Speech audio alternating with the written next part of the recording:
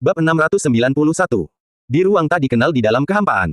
Apakah sudah dikonfirmasi? Sebuah suara bergema. Sudah dikonfirmasi. Di ruangan ini, beberapa suara terus bergema, saling berbicara. Kekuatannya sangat besar. Meskipun kita tidak tahu seberapa kuat dia sebenarnya, kemungkinan besar dia telah melampaui level legenda. Kemungkinan besar dia memiliki bekas luka di tubuhnya. Jika tidak, dia tidak akan bisa pulih secepat ini. Beberapa suara bergema di kehampaan. Saat itu, ada kegembiraan dalam suara mereka. Jika diperhatikan dengan saksama, seseorang dapat melihat beberapa sosok berdiri di sana. Ada 3 sosok, besar dan kecil. Aura masing-masing sosok sangat kuat. Yang terlemah setara dengan seorang legenda. Dan pemimpin mereka telah mencapai kekuatan seorang legenda. Sangat bagus. Mereka saling berbicara dan memastikan bahwa informasi mereka benar. Kemudian, mereka tersenyum. Ini sudah tepat. Jika 1 poin diberikan kepada gereja-gereja dewa itu, poin tersebut dapat ditukar dengan setidaknya 3.000 hingga 4.000 poin simulasi. Belum lagi, ada juga seluruh kerajaan Hatim. Tidak ada salahnya mencoba. Mereka sedang berbicara di sini, dan pikiran mereka berkelebat. Namun, mereka tidak menyadari bahwa percakapan mereka telah sampai ke telinga orang lain. Ada orang yang tidak takut mati. Ketiganya sedang berbicara, dan mereka tampak bersemangat. Chen Hang berdiri di samping. Pada saat ini, ia tak kuasa menahan diri untuk tidak berkata-kata ketika mendengar kata-kata ketiga orang di depannya. Setelah merasakan niat jahat sejak awal, dia berinisiatif untuk mencari tahu lingkungan sekitarnya. Ini dilakukan demi kehati-hatian. Meskipun dia telah mencapai kekuatan seorang demigod, dia belum benar-benar menjadi seorang demigod. Jika seorang demigod sejati menyerangnya, itu tetap akan sangat berbahaya. Dengan demikian, dia sudah siap untuk pergi tanpa mengucapkan sepatah kata pun. Namun pada akhirnya, dia tidak melihat demigod lain. Sebaliknya, dia melihat 3 orang sedang berdiskusi di depan mereka. Chen Hang menyebarkan tanda-tanda dunia ini. Chen Hang secara alami memiliki kendali atas tanda-tanda ini. Meskipun dia tidak dapat menggunakannya untuk merasakan pergerakan orang lain, baginya tidak masalah untuk merasakan lokasi tanda-tanda tersebut. Kebetulan sekali, barusan, ketika dia melakukan penyelidikannya, dia merasa bahwa 3 jejak yang dia tinggalkan tiba-tiba muncul di sini dan ditemukan olehnya. Mengenai hal ini, secara tidak sadar ia merasa terkejut. Gurun itu berbatasan dengan kerajaan Hatim, dan sejak awal tempat itu bukanlah tempat yang makmur dan baik. Ketika Chen Hang membuat tanda-tanda itu, dia tidak sengaja meninggalkan jejak apapun di dekatnya. Mengapa tiba-tiba ada 3 tanda lagi? Ia datang untuk menyelidiki dengan keraguan di hatinya. Pada akhirnya, ia menemukan pemandangan di depannya. Jika tidak ada hal yang tidak terduga terjadi, niat jahat barusan disebarkan oleh 3 orang di depannya. Chen Hang tidak tahu harus berkomentar bagaimana mengenai hal ini. Dengan menggunakan tanda yang telah ia sebarkan, mereka tetap ingin membunuhnya pada akhirnya. Apakah mereka sudah bosan hidup? Ngomong-ngomong, di mata orang luar, aku terlihat seperti pemilik sebuah tanda. Berdiri di kehampaan, Chen Hang menatap ketiga orang di depannya lalu merenung dalam diam. Di mata orang luar, kemajuan kekuatan Chen Hang sudah tak terbayangkan dan tak dapat dipahami. Mungkin di mata orang lain, peningkatan kekuatan Chen Hang hanya mungkin terjadi dengan menggunakan sebuah tanda. Oleh karena itu, tidak mengherankan jika ketiga orang di depannya akan menargetkannya. Alasan mengapa orang-orang sekarang mengincarnya mungkin karena yang lain tidak cukup kuat. Lagi pula, secara lahiriah, Chen Hang sudah menjadi legenda. Dengan bantuan kekuatan tanda tersebut, orang biasa tidak akan mampu melawannya. Namun, ketiga orang di depannya sangat percaya diri dengan kekuatan mereka, jadi mereka siap untuk mencobanya. Memikirkan hal ini, Chen Hang mau tak mau menggelengkan kepalanya, lalu melambaikan tangannya. Seberkas kekuatan ilahi bergetar dan langsung menyebar. Sebuah keagungan samar menyebar, menyelimuti tanah ke segala arah dan langsung menyerap kekosongan di depannya. Apa yang sedang terjadi? Orang terkuat di antara ketiga orang di depannya adalah yang pertama merasakan ada sesuatu yang tidak beres. Seluruh bulu di tubuhnya berdiri tegak, dan kekuatan di seluruh tubuhnya bergetar. Domain kekuatannya menyebar, ingin meninggalkan tempat ini. Namun, semuanya sudah terlambat. Sebuah tangan raksasa yang menutupi langit menyelimuti sekitarnya, mencengkeram mereka bertiga dan membuat mereka tenggelam ke dalam kehampaan. Penekanan. Hanya dalam waktu singkat, ketiga tokoh legendaris yang mencoba menyerang Chen Hang dan merebut tanda di tubuhnya telah berhasil ditaklukkan olehnya. Ini bukanlah hal yang aneh. Semakin tinggi tingkat kekuatannya, semakin besar pula ketidakseimbangannya. Setelah mencapai level Chen Hang saat ini, para legenda biasa tidak lagi memiliki kualifikasi untuk bergerak di hadapannya. Jika dia bersedia menekan mereka kapan saja, tidak akan ada pengecualian. Setelah menundukkan ketiganya, Chen Hang berpikir sejenak tetapi tidak membunuh mereka. Bagaimanapun juga, ketiga orang ini adalah tokoh legendaris. Bahkan di era ketika dunia dewa berada di puncaknya, mereka dianggap sebagai kekuatan besar. Sayang sekali jika mereka dibunuh begitu saja. Chen Hang menekan pikiran-pikiran itu dalam dunianya yang kecil sambil merenung dalam diam. Kemudian, dia berbalik dan meninggalkan tempat itu, kembali ke laboratoriumnya. Bagi Chen Hang, pemandangan di hadapannya hanyalah selingan kecil. Ia kembali ke istananya dan tetap diam serta berlatih kultivasi. Seolah-olah tidak terjadi apa-apa, dan ia kembali ke keadaan semula. Namun, di sisi lain, pertempuran sengit mulai terjadi. Membunuh. Medan perang yang tak dikenal dipenuhi dengan teriakan. Darah Qi yang kental membubung ke langit dan menyebar ke segala arah, sepenuhnya menyelimuti tempat ini. Jika diperhatikan dengan saksama, terlihat bahwa tanah di sini sudah berlumuran darah, dan berwarna merah menyala. Ini adalah medan pertempuran yang sangat luas yang berada di gurun. Dan kedua pihak yang bertempur adalah dua kekuatan yang sama sekali berbeda. Salah satu kekuatan tersebut sebagian besar terdiri dari centaur. Kerajaan centaur telah mengamuk di gurun selama bertahun-tahun, menjara kerajaan manusia dan membantai banyak orang. Adapun kekuatan lainnya, itu adalah para kobold. Kerajaan kobold dan suku centaur adalah dua kekuatan besar yang mengamuk di gurun. Kedua kekuatan ini telah bangkit dalam beberapa tahun terakhir. Para centaur pernah menjadi penguasa di era kuno, tetapi mereka telah lama jatuh. Mereka selalu bersembunyi di kedalaman gurun dan jarang muncul di dunia yang beradab. Selama tahun-tahun ini, para centaur ini telah keluar dari keadaan normal mereka. Di bawah bimbingan dewa tertentu, mereka mulai mengamuk ke segala arah. Mereka terus-menerus melakukan pengorbanan darah, membantai berbagai ras, dan memerintah para budak. Mereka sangat kuat di padang pasir. Para kobold juga bangkit pada tahun-tahun ini. Dibandingkan dengan para centaur yang tirani yang memiliki dewa di belakang mereka, para kobold memiliki gaya yang berbeda. Pada awalnya, mereka hanyalah suku kobold kecil. Namun, kemudian mereka terus menyerap kobold dan ras lain dari berbagai tempat. Mereka terus memperluas wilayah kekuasaan mereka ke negara mereka sendiri dan membentuk kekuatan yang lebih besar. Sekarang, kelompok itu telah menyatukan banyak ras yang dianiaya oleh para centaur, dan telah mengumpulkan kekuatan yang relatif besar. Kedua kekuatan itu pernah bersinggungan di gurun pasir di masa lalu, saling tarik-menarik dan bentrok, tetapi tidak ada yang menang atau kalah. Dan sekarang, pada saat ini, mereka akhirnya meletus menjadi pertempuran besar dan mulai bertempur di gurun ini. Di tengah kerumunan besar itu, banyak kobold mengenakan baju zirah kulit dan memegang tombak panjang. Mereka berdiri di sana dengan hikmat, membentuk formasi rapat dan memandang ke depan. Yang terdepan adalah prajurit infanteri kobold, yang terdiri dari prajurit kobold naga tertinggi. Dibandingkan dengan kobold biasa, para prajurit naga ini telah membangkitkan darah naga di dalam tubuh mereka. Masing-masing dari mereka setidaknya adalah seorang ksatria tingkat pemula. Para perwira di antara mereka bahkan mengkultivasi metode kultivasi ksatria, kekuatan mereka sebanding dengan seorang petarung luar biasa yang setara dengan seorang ksatria tingkat resmi. Para prajurit naga ini setara dengan pemimpin dan perwira kecil, memerintahkan para prajurit kobold biasa untuk berdiri di depan, membentuk barisan dan formasi yang perkasa. Di belakang orang-orang ini ada seorang penyihir kobold yang juga telah membangkitkan naga di setiap 500 regu kobold. Dibandingkan dengan prajurit naga kobold yang tinggi, para penyihir naga ini bertubuh lebih pendek. Namun, mata mereka sangat cerah, dan aura partikel elemen terpancar dari mereka. Mereka diperkuat dengan kekuatan mantra. Mereka adalah penyihir alami, dan setiap penyihir naga dapat merapal mantra paling dasar, memperkuat prajurit kobold dengan kekuatan besar dalam pertempuran. Ledakan. Di kejauhan, bumi berguncang, dan terdengar suara yang tak dapat dijelaskan. Jika diperhatikan dengan saksama, terlihat seekor mamut ganas menyerbu ke depan sambil meraung. Mamut-mamut itu dilapisi baju zirah, yang meningkatkan pertahanan mereka.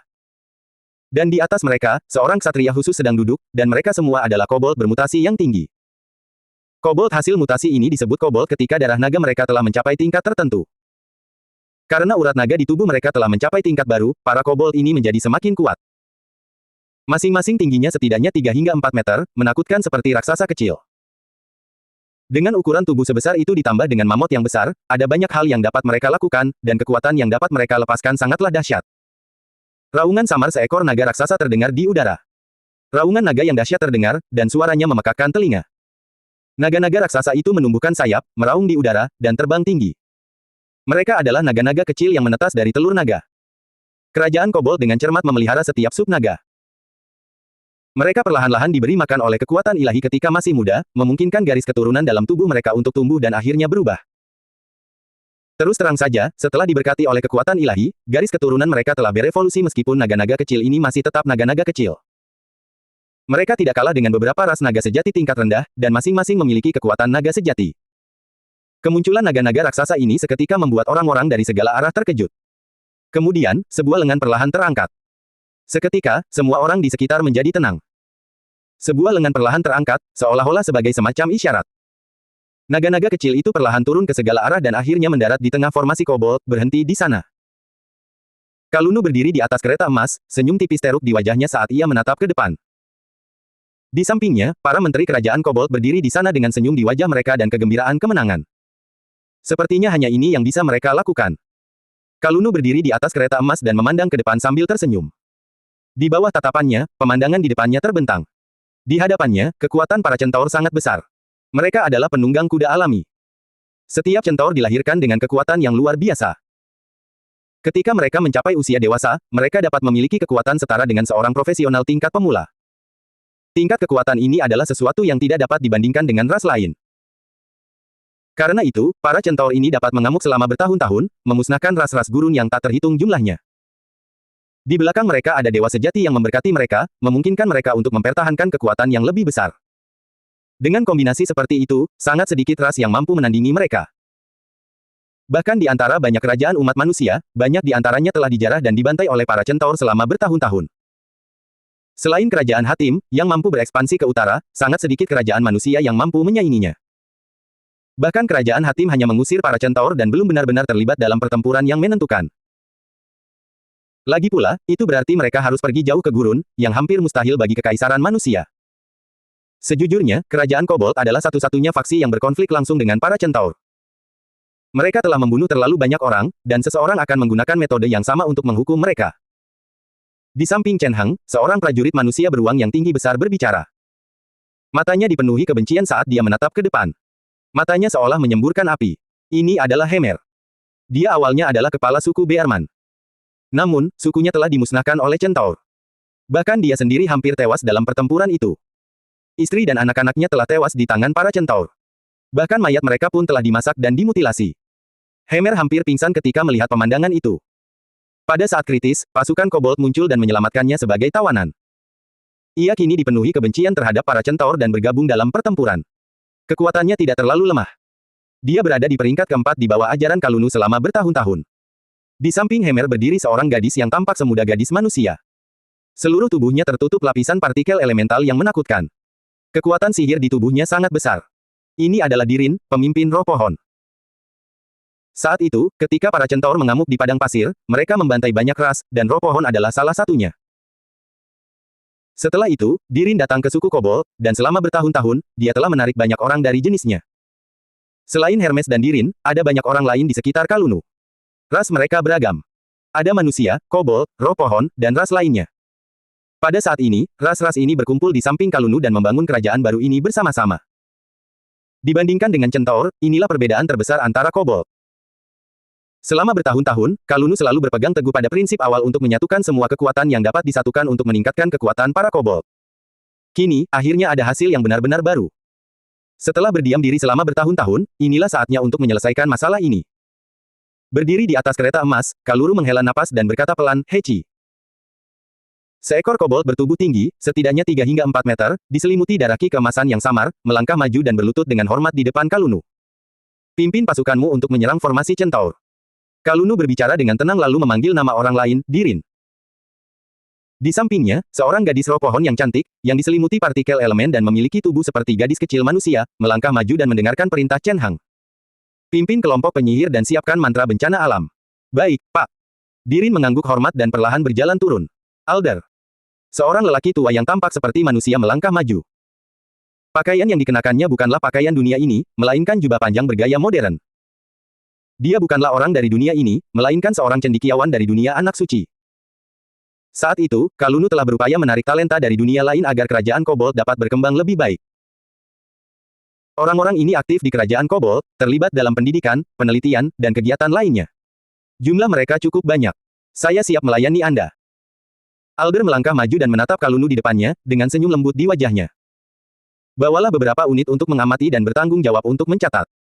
Chen Heng meliriknya, mengangguk, lalu mengatakan ini. Kemudian, mereka berjalan maju satu persatu dan menjalankan misi mereka. Setelah semua orang menerima misi mereka, seluruh pasukan kobold mulai bergerak. Kekuatan kobold tidaklah lemah. Selama mereka diberi cukup makanan dan nutrisi, kobold biasa hanya akan sedikit lebih rendah dari manusia dalam situasi yang sama jika dilatih dengan cukup. Prajurit naga dan penyihir naga yang telah membangkitkan garis keturunan naga mereka adalah kaum elit.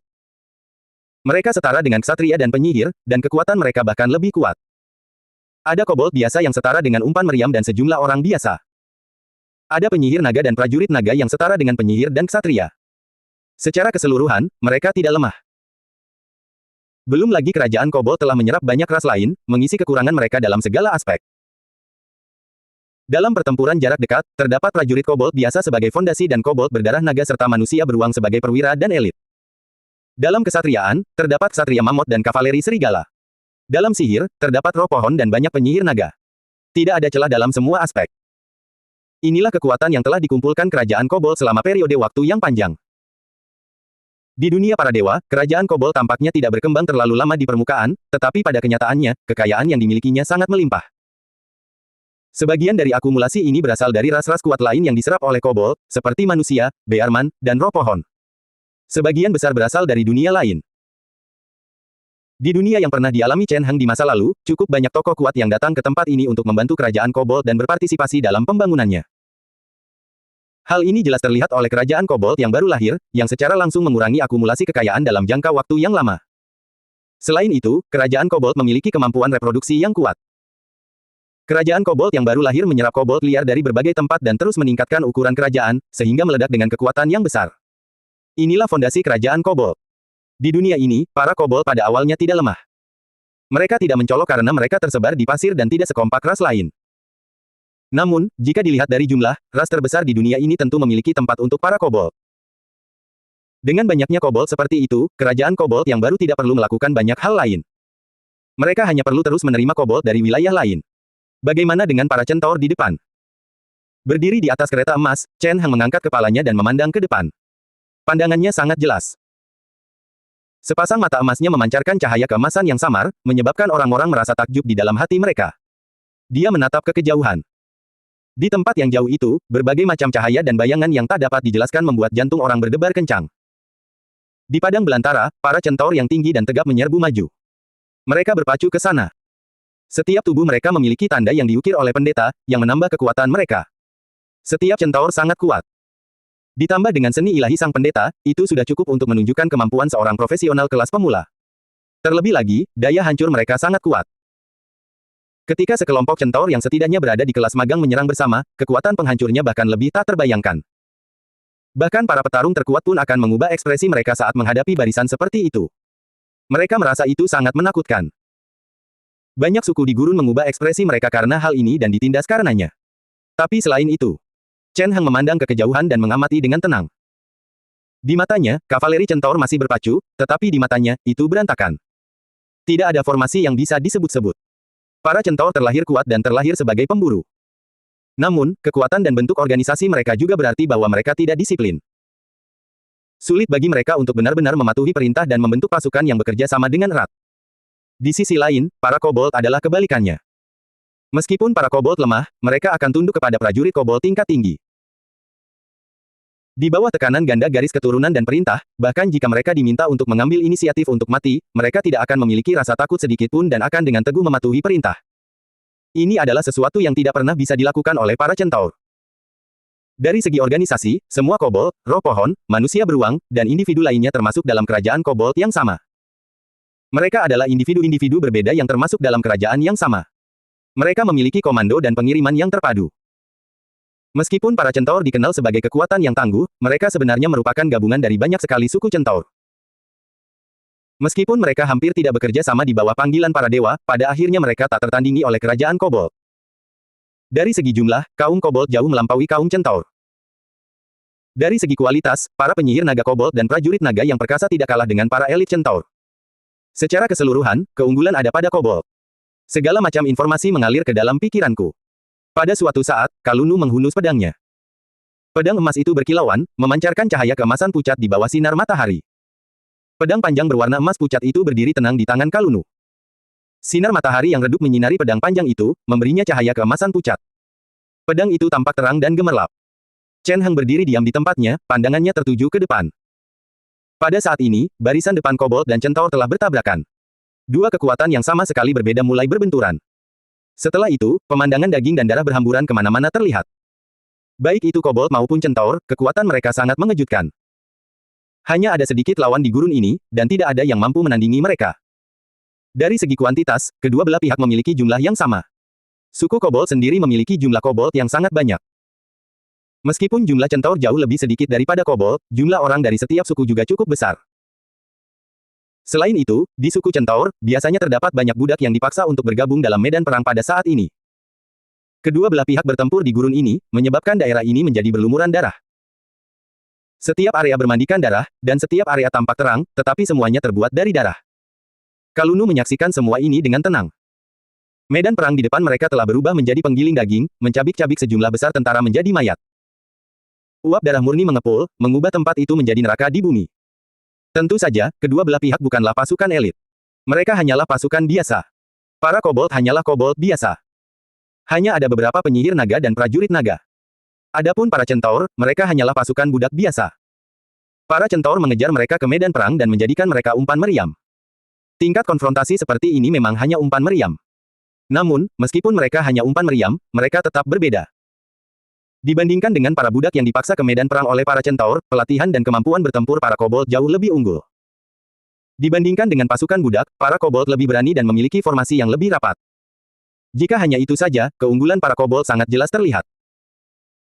Di medan perang, kedua pihak terus bersaing, tetapi saat ini, para kobold jelas lebih unggul dan secara bertahap mendapatkan keuntungan.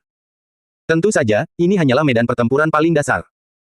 Masih terlalu dini untuk mengandalkan kemenangan di sini untuk menentukan hasil pertempuran ini. Namun di sisi lain, kemenangan akhir dari pertempuran besar diraih dengan mengandalkan keunggulan sekecil itu. Akumulasi keuntungan kecil pada akhirnya akan berubah menjadi gelombang besar yang menenggelamkan semua musuh. Mereka tidak bisa bertahan lebih lama lagi. Kalunu berdiri sendirian di atas kereta emas, dan sebuah suara terdengar di dekat telinganya. Itu suara Hechi. Pada saat ini, dia dengan bersemangat menatap pasukan budak yang mundur di depannya dan mengeluarkan raungan. Kalunu tidak merasa tenang. Sebaliknya, ia mengangkat kepalanya dan terus memandang ke kejauhan. Benar saja, asap dan debu mengepul di daerah itu. Seolah-olah banyak prajurit kavaleri berkumpul dan menyerbu maju bersama-sama. Benturan keras terdengar dari area itu. Itu adalah pasukan centaur. Setelah pasukan budak kehilangan posisi mereka, mereka tidak tahan lagi dan segera mengirimkan pasukan mereka. Para pendeta centaur yang mengenakan jubah pendeta menunggu dalam diam, menggunakan daging dan darah yang melimpah di medan perang untuk melakukan pengorbanan darah. Setelah itu, mereka menggunakan kekuatan ilahi mereka untuk memperkuat prajurit centaur. Cahaya merah menyala menyambar, termasuk para prajurit centaur, membuat mereka tampak seperti dewa iblis yang berlumuran darah, sangat menakutkan. Bersamaan dengan proses ini, aura di tubuh mereka semakin kuat. Orang bisa merasakan betapa menakutkannya mereka. Ekspresi orang-orang di samping sedikit berubah. Mereka bisa merasakan bahwa ada sesuatu yang tidak beres. Ekspresi Kalunu tidak berubah. Dia hanya berbicara dengan acuh tak acuh, Hechi, Hemer. Di sini. Di sampingnya, kobold jangkung berdarah naga dan manusia beruang tampak menonjol bersama. Mereka terlihat seperti dua raksasa kecil yang berjalan berdampingan. Kerahkan unit-unitmu untuk menahan mereka. Suara Kalunu yang lemah bergema di tempat ini, menggema, aku tidak peduli metode apa yang kau gunakan. Dalam waktu 3 jam, aku ingin mereka semua lenyap. Hechi dan Hemer saling pandang, lalu mengangguk bersama dan berbalik untuk pergi. Dengan sangat cepat, pasukan bergerak maju. Kobold berdarah naga dan prajurit manusia beruang yang dikumpulkan oleh para prajurit secara bersama-sama langsung maju untuk menahan mereka. Kobold berdarah naga adalah sumber utama ksatria mammoth. Mammoth itu tidak terlalu cerdas, dan sulit bagi orang biasa untuk mengendalikannya. Namun, kobold berdarah naga memiliki urat naga di tubuh mereka, sehingga mereka memiliki kekuatan naga yang lemah. Lebih mudah untuk mengendalikan binatang buas sebesar itu. Adapun kaum Bearman, meskipun jumlah mereka sedikit, mereka memiliki fisik yang kuat. Kekuatan setiap Bearman dewasa tidak kalah dengan centaur, dan mereka adalah sumber terbaik untuk prajurit infanteri lapis baja berat. Atas perintah Kalunu, mereka langsung menyerbu maju.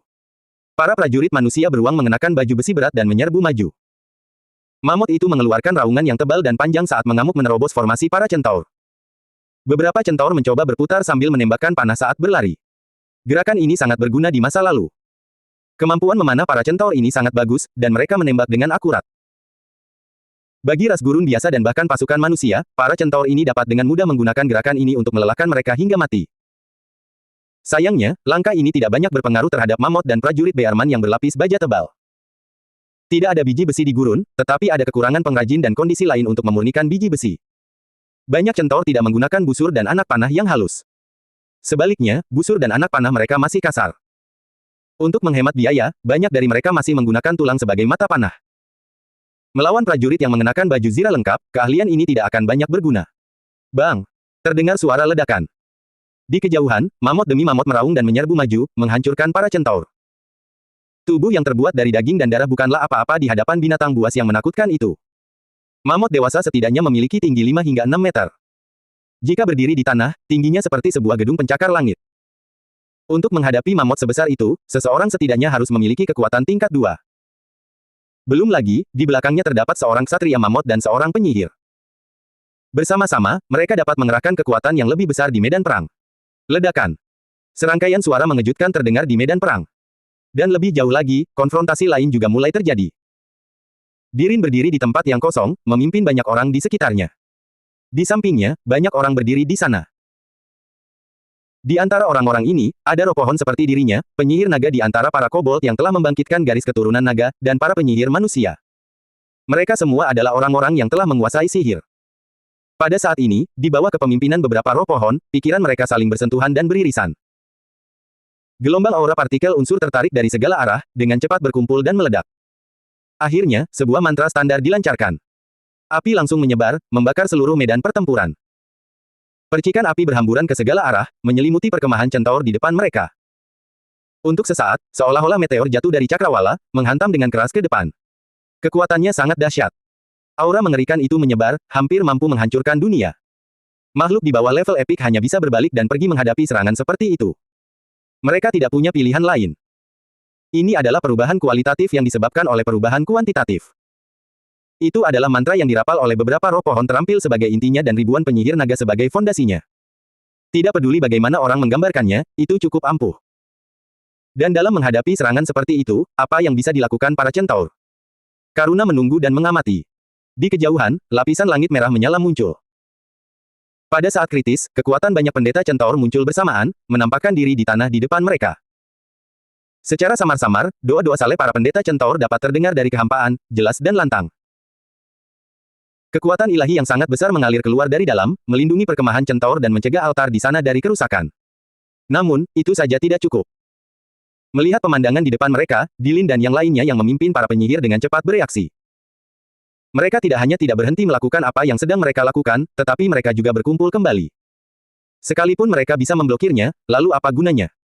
Kekuatan pelindung ini pasti akan menghabiskan banyak energi ilahi. Jika mereka terus melemahkannya, cepat atau lambat, kekuatan mereka akan benar-benar habis. Terlebih lagi, kebuntuan dan kelelahan yang mereka hadapi juga menyebabkan para pendeta centaur kehabisan energi untuk memperkuat banyak centaur. Seolah-olah mereka malah semakin melemahkan kekuatan lawan hingga batas tertentu. Daging dan darah berceceran di mana-mana di medan perang. Pemandangan aneh masih terus bermunculan. Aura berdarah menyebar dan menyapu ke segala arah. Kalunu berdiri diam di tempatnya. Melihat pemandangan di depannya, senyum tipis muncul di wajahnya. Seiring waktu berlalu, situasi bergeser ke pihak kobold. Ini bukan hanya kemenangan di medan perang, tetapi juga hasil dari bertahun-tahun penggunaan dan keausan yang terus-menerus. Selama bertahun-tahun, para centaur dan kerajaan kobold telah saling bertempur tanpa henti, dan mereka telah melancarkan konfrontasi besar-besaran di setiap wilayah. Kedua belah pihak mengalami kemenangan dan kekalahan, dan banyak dari rakyat mereka yang tewas. Namun, dibandingkan dengan kobold yang memiliki kemampuan reproduksi yang kuat, kemampuan reproduksi centaur jauh lebih lemah. Kemampuan reproduksi mereka jauh lebih lemah daripada manusia, apalagi kobold, yang kemampuan reproduksinya sangat kuat dan dapat dianggap sebagai yang terbaik di antara berbagai ras. Para kobold bisa saja kehilangan puluhan ribu kobold, tetapi bagi para centaur, kehilangan 100 unit sama saja dengan kehilangan setengah kekuatan sebuah suku kecil. Butuh waktu lama untuk memulihkan kerugian tersebut. Di masa lalu, kedua pihak telah saling bertempur, melemahkan jumlah dan kekuatan para centaur. Hasil pertempuran secara bertahap condong ke pihak kobold. Namun, Kalunu tidak peduli tentang hal ini. Menurutnya, hasil pertempuran di alam fana bukanlah masalah. Dengan sifat peradaban centaur yang primitif dan penuh kekerasan, ditambah dengan akumulasi kekuatan kerajaan kobold selama bertahun-tahun, akan sangat menggelikan jika mereka masih tidak bisa memenangkan pertempuran ini. Kemenangan di medan perang fana bukanlah masalah. Namun, di dunia ini, hasil akhir pertempuran tidak pernah ditentukan oleh medan perang fana. Di atas kereta emas, Kalunu mengangkat kepalanya dan memandang ke kejauhan. Di bawah tatapannya, bintik-bintik cahaya merah tua berkumpul dan menyelimutinya saat itu. Di kejauhan, cahaya itu sangat terang, tetapi hanya sedikit orang yang dapat melihatnya saat ini. Kekuatan ilahi mulai terkumpul. Apakah kau siap untuk pertempuran terakhir? Sambil memandang pemandangan di kejauhan, Kalunu tersenyum dan berkata pelan. Langit merah menyala adalah kekuatan dewa jahat yang dipercayai para centaur. Pada saat ini, ketika para centaur terus mundur, dewa jahat itu akhirnya tidak dapat menahannya lagi dan siap untuk bangkit kembali. Dia harus bangkit kembali. Baginya, suku Centaur adalah fondasi keberadaannya. Itu adalah sumber kepercayaannya dan penambah kekuatannya. Jika dia hanya menyaksikan kehancuran suku Centaur, kekuatannya akan sangat melemah, dan akan semakin sulit baginya untuk memulihkan kekuatannya di masa jayanya. Kalunu pun tidak akan tinggal diam dan hanya menonton. Ini akan menjadi situasi yang sangat sulit. Karena itu, betapapun sulitnya situasi tersebut, para dewa tetap harus bertindak pada akhirnya. Langit berwarna merah menyala muncul dan menutupi seluruh langit dalam sekejap. Langit kehilangan warnanya dan diselimuti cahaya merah menyala, dan langit serta awan yang sebelumnya biru tidak dapat lagi terlihat. Kekuatan partikel elemental itu melonjak, tetapi terbatas dan ditekan. Untuk poin ini, penyihir dan yang lainnya merasakannya dengan sangat jelas. Di bawah langit merah menyala di hadapan mereka, kekuatan sihir milik kaum kobold sepenuhnya ditekan, kekuatannya sangat berkurang. Pada saat yang sama, kaum Centaur, di sisi lain, tidak hanya tidak melemah, tetapi bahkan menguat hingga tingkat tertentu. Ini adalah sebuah wilayah kekuasaan sampai batas tertentu, dan penindasan yang dilakukan sangat kuat. Di depan, beberapa aura menakutkan muncul. Seolah-olah sebuah lubang hitam raksasa telah muncul di perkemahan Centaur. Dari lubang hitam itu, banyak sosok besar keluar. Mereka adalah kadal raksasa bermata merah menyala, yang masing-masing tingginya setidaknya puluhan meter. Bagi orang awam, mamut, seperti binatang buas, bukanlah apa-apa di hadapan monster-monster ini. Mereka hanyalah semut. Monster-monster ini memiliki aura kekuatan ilahi yang kuat, mirip dengan dewa yang disembah oleh Centaur. Para pengikut dewa jahat. Melihat monster-monster di hadapan mereka, wajah Dirin dan yang lainnya berubah. Pada saat ini, mereka dapat merasakan kekuatan mengerikan dari para pengikut dewa jahat. Kekuatan para pengikut dewa itu tidak lemah. Masing-masing dari mereka tidak lebih lemah dari tingkat kelima. Terlebih lagi, tubuh mereka membawa aura dan sifat kekuatan ilahi, dan kekuatan yang mereka lepaskan tidak akan lemah. Dengan dukungan dewa jahat, kekuatan para antek ini akan sangat diperkuat. Konsekuensinya akan tak terbayangkan jika para antek ini menyerbu pasukan kobold. Dalam sekejap, pikiran ini terlintas di benak Dirin dan yang lainnya. Pada saat itu, ekspresi mereka sedikit berubah. Gemuruh. Suara genderang perang memenuhi medan perang. Semua orang mendongak. Di medan perang di depan mereka, mereka merasakan kehadiran seorang dewa. Banyak Centaur sekali lagi membangkitkan semangat mereka dan meraung saat mereka bersiap untuk menyerbu maju. Tampaknya moral mereka meningkat pesat. Mengaum. Di kejauhan, terdengar raungan seperti raungan naga. Aura naga yang menakutkan menyebar ke segala arah, menggelegar di tempat ini. Para Centaur yang telah bangkit tiba-tiba gemetar dan terbangun. Kekuatan dalam tubuh mereka yang telah dibangkitkan oleh dewa jahat juga kembali terdiam. Melihat ke atas, naga-naga raksasa muncul satu demi satu dan menyerbu maju. Mereka semua adalah naga tingkat rendah. Tentu saja, ada juga naga berdarah murni, hanya saja mereka relatif langka. Namun, hal ini tidak mengubah kekuatan para sub-naga. Setiap sub-naga tidak lebih lemah dari naga tingkat keempat, dan yang terkuat di antara mereka telah mencapai level baru. Seekor naga berwarna merah darah muncul, mendarat di samping Kalunu, dan menundukkan kepalanya dengan hormat. Dari penampilannya, itu adalah naga merah. Namun, kekuatannya terlalu dahsyat, mencapai level epik peringkat ke-7. Ia menonjol di antara yang lain di medan perang ini. Nama naga merah itu adalah Urat. Itu adalah naga merah pertama yang ditetaskan oleh Kalunu. Naga merah itu awalnya adalah naga tingkat rendah. Secara logis, kekuatannya hanya berada di peringkat kedua ketika dewasa. Bahkan ia kesulitan mencapai peringkat keempat. Namun, hal-hal di dunia ini tidak bisa dikatakan mutlak. Sebelum Urat lahir, Kalunu telah menggunakan kekuatan ilahi untuk menanamkannya, perlahan-lahan memelihara asal-usulnya dan membuatnya lebih kuat. Setelah itu, banyak urat naga setelah para kobold mati dimurnikan dan langsung disuntikkan ke tubuh Urat. Perawatan ini membentuk fondasi yang kokoh baginya dan membuatnya lebih kuat. Akibatnya, garis keturunannya secara bertahap berubah dan tidak lagi sama seperti sebelumnya. Tentu saja, sekuat apapun garis keturunannya, tetap dibutuhkan waktu untuk berkembang. Sama seperti naga, meskipun naga murni dapat memiliki kekuatan tingkat keempat ke atas ketika mencapai usia dewasa, dibutuhkan setidaknya 1000 tahun bagi mereka untuk mencapai level ini. Sekalipun garis keturunan Urat luar biasa, tetap saja mengejutkan bahwa ia bisa mencapai level ini hanya dalam beberapa dekade. Inilah kontribusi dari dunia lain. Gambar. Selain membawa talenta dari dunia lain ke kerajaan Kobold, Kalunu juga memungkinkan banyak orang yang memiliki potensi untuk memasuki dunia lain dan menggunakan perbedaan aliran waktu untuk berkembang. Urat adalah salah satunya. Dengan kata lain, Urat telah hidup selama ribuan tahun. Garis keturunannya telah lama matang dan mencapai tingkatan baru. Mengaum. Raungan terdengar, membuat jantung berdebar kencang. Aura naga yang dahsyat menyebar ke seluruh negeri, menyebabkan semua makhluk hidup di keempat penjuru merasa ketakutan. Berbeda dengan reaksi para Centaur, yang merasakan aura naga, banyak kobold menjadi bersemangat seolah-olah mereka telah disuntik dengan darah ayam. Di dalam tubuh mereka, darah naga yang sebelumnya tertidur kini bangkit dan membara. Aura yang kuat menyebar ke segala arah, dan garis keturunan itu sangat kuat, menyebabkan ekspresi orang-orang berubah. Mengenakan biaya. Kalunu mendongak. Di medan perang di depannya, seluruh tubuh Heichi tertutupi sisik merah, dengan darah merah mengalir di tubuhnya yang tinggi. Pada saat ini, Heichi menyerbu maju. Di kejauhan, naga-naga kecil yang besar dan para pengikut dewa jahat mulai saling bertarung, saling berbelit dan bertabrakan. Dari segi kualitas, para subnaga yang belum mencapai puncak kekuatannya masih belum mampu menandingi para pengikut dewa jahat. Namun, jika kualitas saja tidak cukup, mereka bisa menggunakan kuantitas untuk mengimbanginya. Dibandingkan dengan jumlah pengikut dewa jahat yang sedikit, naga-naga bawahan jauh lebih banyak, melebihi jumlah mereka. Setiap pengikut dewa jahat harus menghadapi lebih dari 3 naga bawahan. Tidak ada yang bisa mereka lakukan dengan perbedaan kekuatan yang begitu besar, bahkan jika mereka lebih kuat. Mereka hanya bisa terpaksa mundur di bawah kepungan banyak naga kecil, dan terpaksa tetap berada di sana. Pada titik ini, medan pertempuran kembali ke titik asalnya, seolah-olah tidak ada yang berubah. Di atas kereta emas, Kalunu tersenyum tipis. Setelah bertahun-tahun lamanya, kerajaan Kobold telah mengumpulkan cukup banyak kartu truf. Apapun metode yang digunakan pihak lawan, mereka yakin dapat mengatasinya. Pada saat itu, Kalunu juga sedikit penasaran. Saya sudah menggunakan semua metode yang seharusnya saya gunakan. Berdiri diam, dia mengangkat kepalanya dan memandang hamparan tanah luas di depannya. Senyum di wajahnya tidak berubah. Pada titik ini, metode apa lagi yang kau miliki? Saya sangat penasaran. Kalunu memang sangat penasaran. Pada titik ini dalam pertempuran, para centaur telah menggunakan banyak tipu daya mereka.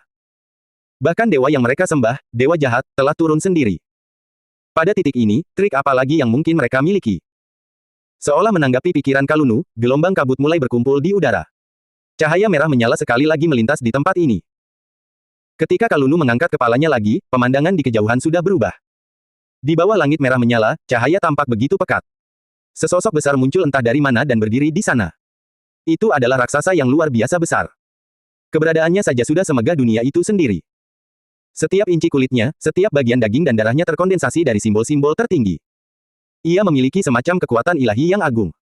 Aura yang luas, dahsyat, dan menakutkan menyebar keluar. Melihat pemandangan ini, senyum di wajah Kalunu perlahan menghilang. Berdiri di tempatnya, dia menghela napas dalam-dalam lalu mengangkat kepalanya lagi. Jadi, akhirnya kau akan ikut serta dalam pertempuran secara pribadi. Tatapannya menembus kejauhan. Pada saat ini, dia seolah mampu melihat menembus ilusi dan pemandangan yang bukan ilusi. Sesaat kemudian, ia mengulurkan tangannya. Pemandangan agung itu mulai terwujud.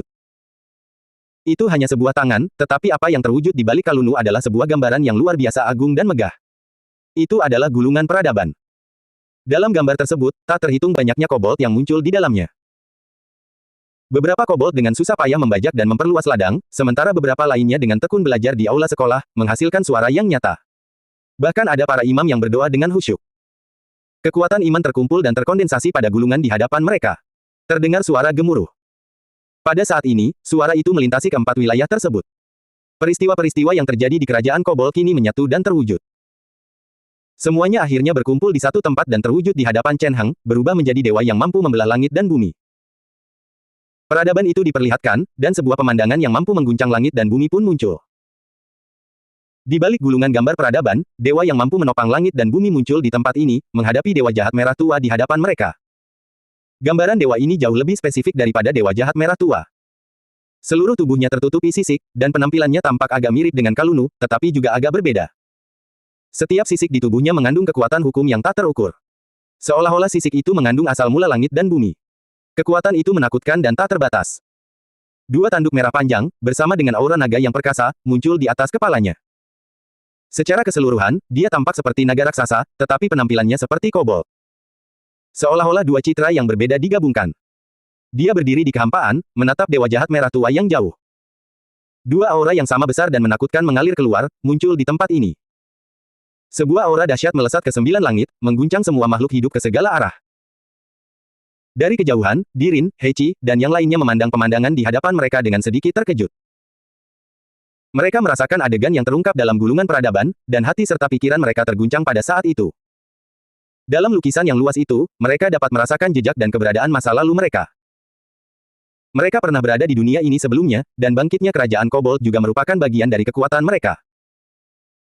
Mereka telah meninggalkan jejak yang tak terhapuskan di sana, dan karena itulah mereka muncul saat ini, berpartisipasi dalam pertempuran sebagai bagian dari kerajaan Kobold. Heichi, Hemer, Dirin. Satu persatu, nama dan sosok muncul di gulungan itu, membuat sosok-sosok di gulungan itu tampak lebih nyata, dan bahkan tubuh mereka menjadi lebih padat. Di kehampaan, sosok dewa yang tinggi berdiri diam, dan pada saat ini, ia mengangkat kepalanya untuk melihat ke depan. Gemuruh. Matanya sepanas matahari keemasan. Ketika matanya menatap ke depan, berbagai macam pemandangan yang tak dapat dijelaskan mulai muncul, bahkan ada pemandangan mengerikan berupa kehampaan yang menyapu dan mulai terbakar secara spontan. Itu sangat menakutkan dan mengagumkan. Langit merah menyala membeku pada saat itu. Pada akhirnya, inilah hasilnya. Kalunu menatap ke depan, tatapannya sangat tenang.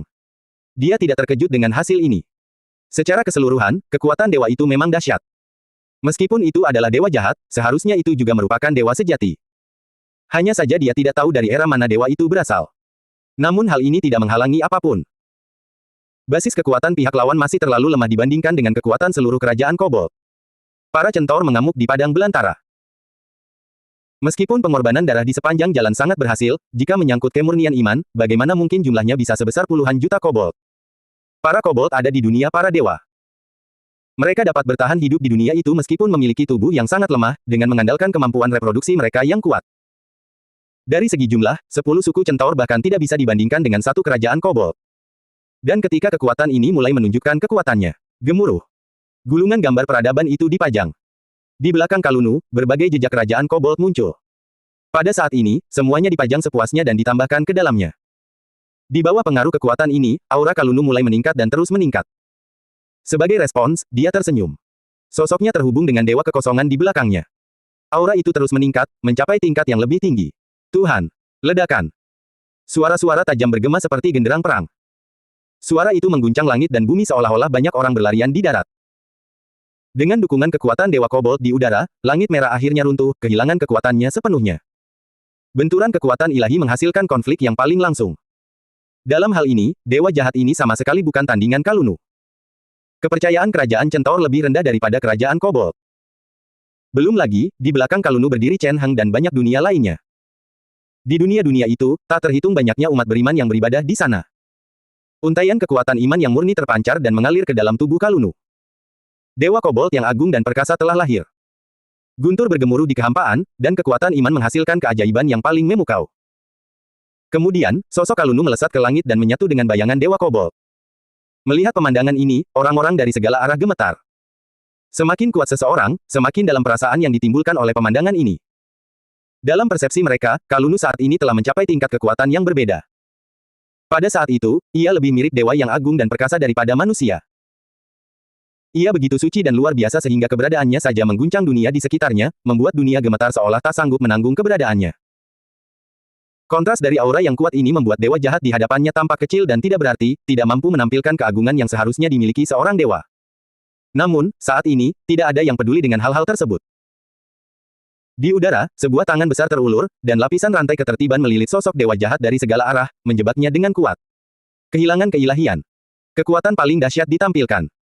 Ke segala arah, semua kobold dan naga-naga kecil meraung dengan ganas.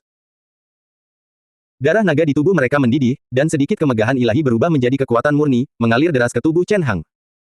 Dengan dukungan kekuatan ini, aura Kalunu menjadi semakin kuat. Aura itu sungguh menakutkan dan mengejutkan. Pertempuran berakhir di sini. Di bawah tatapan semua orang, keberadaan dewa jahat dihancurkan oleh Kalunu. Para pengikut dewa jahat sepenuhnya ditaklukkan pada saat yang bersamaan. Bahkan keilahiannya pun sepenuhnya dicabut. Keilahian adalah fondasi seorang dewa. Begitu keilahian itu diambil dari seseorang, hal itu akan berarti kematian sampai batas tertentu. Dalam sekejap, cahaya ilahi memancar. Para centaur berbalik dan terkejut mendapati patung dewa telah hancur berkeping-keping di dalam gereja. Segala sesuatu di dalamnya telah lenyap. Aura ilahi di dalamnya telah diambil dan menghilang. Di bawah pengaruh dewa tersebut, para centaur yang pernah menjalin hubungan dengan dewa jahat dan menjadi pendetanya semuanya terkena dampak buruknya. Semua kekuatan ilahi dalam tubuh mereka mengamuk. Di bawah tatapan menakutkan banyak orang, mereka berubah menjadi monster mengerikan, memilih orang untuk dimangsa. Adegan itu sangat berdarah. Mengenai pemandangan berdarah ini, orang-orang di sekitarnya tidak menunjukkan sedikit pun rasa iba atau simpati. Yang terpampang di wajah mereka hanyalah senyum dingin. Para centaur dan kerajaan kobold telah saling membenci selama beberapa dekade pertempuran terakhir. Mereka berharap pihak lain segera mati. Pada saat itu, melihat kemalangan pihak lain berubah menjadi keadaan seperti ini tentu saja membuat semua orang merasa sangat senang. Orang-orang seperti Hechi bahkan memerintahkan prajurit mereka untuk mundur, memberi pihak lawan ruang untuk bertarung.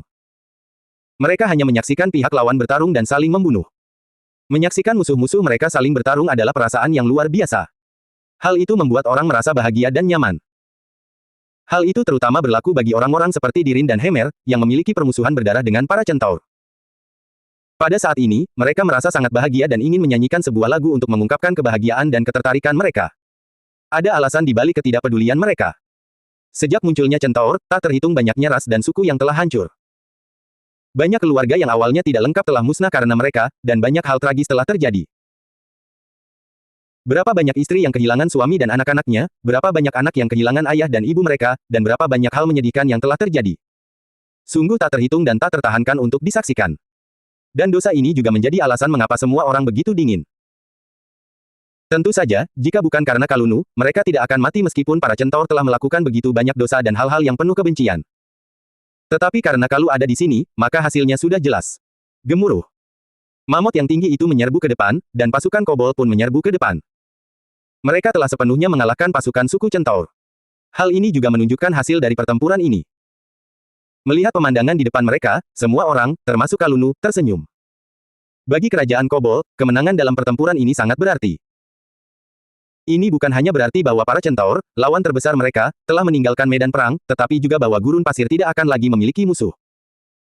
Gurun pasir, yang telah lama dilanda kekacauan, akhirnya akan menyambut kekuatan yang bersatu. Gurun itu tidak lagi sekacau sebelumnya, dan tidak lagi seperti dulu, di mana para centaur dan kobold menduduki separuh wilayahnya. Perkembangan kerajaan kobold ditakdirkan untuk melangkah lebih jauh dan mencapai tingkat yang lebih tinggi. Pada saat yang sama, dari perspektif lain, kehancuran suku centaur juga memungkinkan tujuan pertama kerajaan kobold untuk diselesaikan dengan sempurna. Hal ini memperkuat tim dan memungkinkan banyak orang untuk melepaskan beban di hati mereka dan tidak terus-menerus terpuruk dalam kesedihan masa lalu. Orang-orang seperti Dirin dan Hemes dari kerajaan kobold akhirnya bisa melepaskan kebencian masa lalu mereka dan kembali mengabdikan diri pada pembangunan kerajaan kobold. Tentu saja ada banyak manfaat dari hal ini. Dapat dibayangkan bahwa kerajaan kobold akan mengalami perubahan besar di masa mendatang. Waktu berlalu dengan lambat. Pertempuran di padang gurun dengan cepat menyebar melalui berbagai saluran, dan semua orang mengetahui beritanya. Kerajaan kobold mengalahkan suku centaur dan menjadi penguasa baru gurun.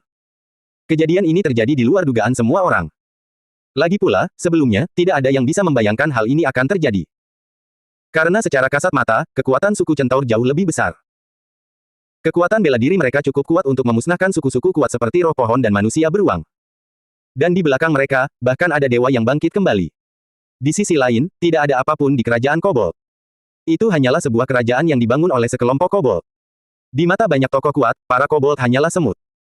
Mereka sangat bodoh sehingga bahkan tidak mampu mengalahkan seorang petani manusia biasa. Para kobold akhirnya menang. Ini adalah sesuatu yang tidak diharapkan siapapun. Setidaknya sampai sekarang, tidak ada yang bisa membayangkan hasil ini. Lagi pula, dibandingkan dengan centaur, kerajaan kobold masih agak lemah di mata orang lain. Kesan bahwa kobold lemah telah lama mengakar kuat di hati masyarakat. Dibandingkan dengan centaur yang secara alami perkasa, ras seperti kobold di mata banyak tokoh kuat dianggap seperti semut. Bahkan seorang petani manusia biasa pun bisa dianggap perkasa di hadapan kobold, apalagi centaur. Namun, bahkan kobold yang lemah sekalipun berhasil meraih kemenangan akhir. Harus diakui bahwa ini adalah sebuah kejutan. Bagi banyak orang di dunia luar, kemenangan kobold merupakan sebuah kejutan. Namun, bagi mereka yang benar-benar memahami kerajaan kobold, kemenangan kerajaan kobold bukanlah hal yang aneh. Hanya mereka yang benar-benar memahami kerajaan kobold yang mampu memahami kekuatan yang tersembunyi di balik kerajaan kobold. Itu adalah kekuatan dahsyat yang terbentuk ketika puluhan juta kobold berkumpul bersama, menggabungkan esensi dari berbagai ras. Kekuatan ini biasanya tidak tampak besar, karena tidak benar-benar menunjukkan kekuatannya. Ia menyembunyikan cakar dan giginya di permukaan dan tidak memperlihatkannya. Namun, hasil akhirnya akan sangat mengejutkan begitu kekuatan itu terungkap. Suku centaur hanyalah musuh pertama yang menguji kekuatannya. Jika yang lain menghadapinya nanti, mereka akan mendapatkan kejutan yang menyenangkan. Namun, apapun yang terjadi, kegagalan suku centaur membuat orang-orang harus memikirkan beberapa hal selanjutnya. Sebagai contoh, kepemilikan gurun pasir. Suku centaur bersemayam di gurun. Mereka selalu menjadi penguasa gurun, tetapi sekarang mereka dikalahkan dan dihancurkan oleh kerajaan kobold. Setelah ini, seluruh gurun mungkin akan berubah. Semua orang yang mengetahui hal ini dan sedang mengamati berpikir demikian. Di padang pasir, pasukan kobold masih terus maju. Bertempur melawan para centaur dan menghancurkan pasukan mereka hanyalah permulaan. Jumlah centaur di gurun ini sekitar 3 hingga 4 juta. Dari segi jumlah, mereka relatif langka. Belum lagi para kobold, yang sangat subur. Bahkan jika itu adalah kerajaan manusia, populasinya mungkin akan sebanding dengan seluruh populasi centaur. Ini adalah hal yang sangat normal. Lagi pula, semakin kuat suatu ras, semakin lemah kemampuan reproduksinya. Bagi ras yang kuat seperti centaur, yang hanya perlu mencapai usia dewasa untuk memiliki kekuatan setara dengan profesional kelas magang, jika kemampuan reproduksi mereka cukup kuat, mungkin tidak akan butuh waktu lama bagi mereka untuk menguasai seluruh gurun. 3 hingga 4 juta centaur tersebar di seluruh gurun, tetapi tidak semuanya memusuhi kerajaan kobold. Separuh dari para centaur mempertahankan kebiasaan masa lalu mereka dan hidup tenang di padang pasir. Mereka tidak percaya pada dewa jahat itu dan tidak pernah berpartisipasi dalam pengorbanan darah para centaur. Jumlah centaur yang bertempur melawan kerajaan kobold seharusnya sekitar 1 juta. 1 juta centaur mungkin tampak menakutkan, tetapi sebenarnya tidak demikian. Dalam beberapa dekade terakhir, dibandingkan dengan meningkatnya jumlah kobold di kerajaan Kalunu, jumlah centaur dalam suku centaur semakin berkurang. Sudah ada perbedaan besar dalam jumlah penduduk antara kedua pihak, belum lagi perbedaan dalam kemampuan reproduksi mereka. Dalam kondisi yang sama, pasangan kobold yang membesarkan 10 anak hingga dewasa mungkin hanya cukup bagi pasangan centaur untuk membesarkan 1 anak hingga dewasa. Inilah kontras yang paling jelas. Dengan demikian, di bawah tarik-menarik dan konsumsi kedua belah pihak, kekuatan di dalam diri para centaur terus-menerus terkuras. Dalam keadaan seperti itu, 200 centaur ini adalah pasukan elit terakhir mereka. Ketika pasukan ini sepenuhnya dikalahkan dan ditangkap oleh kerajaan Kalunu, seluruh suku centaur tidak lagi memiliki kekuatan untuk melawan. Para elit semuanya telah tewas dalam pertempuran atau ditangkap. Yang tersisa hanyalah orang-orang tua dan lemah. Tentu saja, para centaur tetaplah centaur, dan bahkan yang tua dan lemah di antara mereka pun memiliki kekuatan tempur yang cukup besar. Tapi lalu kenapa? Pertempuran di depan mereka telah merenggut nyawa yang tak terhitung jumlahnya dan banyak hal lainnya. Baju zirah dan senjata digunakan untuk mempersenjatai diri. Para pendeta menggunakannya untuk merapal mantra ilahi dan meningkatkan kekuatan ilahi. Hal-hal ini telah habis dalam pertempuran ini. Mereka tidak mungkin muncul begitu saja lagi. Terutama para pendeta dari suku centaur. Karena dampak buruk dari kekuatan ilahi, mereka langsung berubah menjadi monster, dan pikiran mereka menjadi kacau. Tanpa senjata dan baju besi yang memadai, tanpa pendeta yang mengucapkan mantra ilahi, bahkan jika mereka masih memiliki kekuatan tempur yang cukup besar, mereka tidak akan mampu melawan baja dengan tangan kosong. Menurut pandangan Kalunu, satu-satunya jalan keluar bagi para centaur adalah memanfaatkan momen ketika pertempuran baru saja berakhir, dan kerajaan Kalunu tidak punya waktu untuk memikirkan hal lain. Gurun ini sangat luas, dan terdapat banyak wilayah misterius. Banyak tempat yang tidak banyak dihuni orang. Dengan mobilitas dan kekuatan para centaur, selama mereka bersedia pergi, mereka dapat berkembang biak di wilayah lain. Tidak akan ada masalah dalam jangka pendek. Sayangnya, saat ini, mereka bahkan tidak bisa melakukan itu. Suku centaur yang terdiri dari banyak suku kecil membentuk suku centaur. Itu adalah aliansi di antara para centaur dan tidak memiliki bawahan. Di antara suku-suku yang tersebar ini, yang terkuat adalah suku yang memimpin para pendeta yang bertanggung jawab atas persembahan kurban.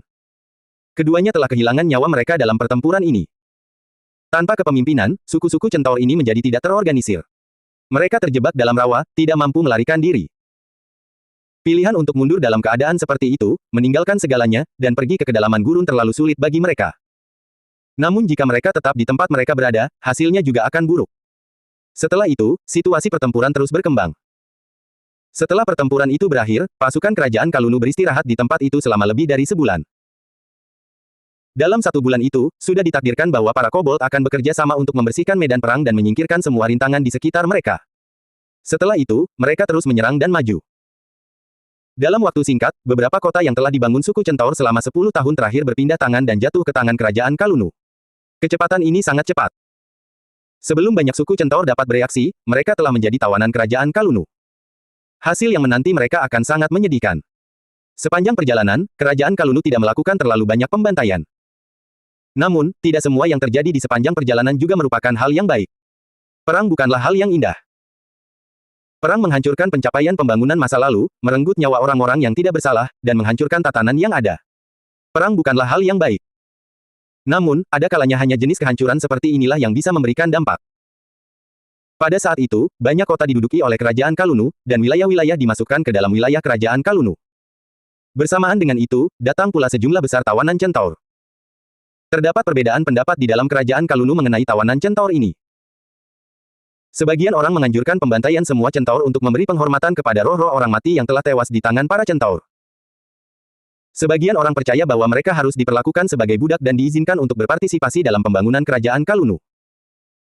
Meskipun para kobold berguna dan jumlahnya banyak, mereka tidak seberguna para centaur di beberapa bidang.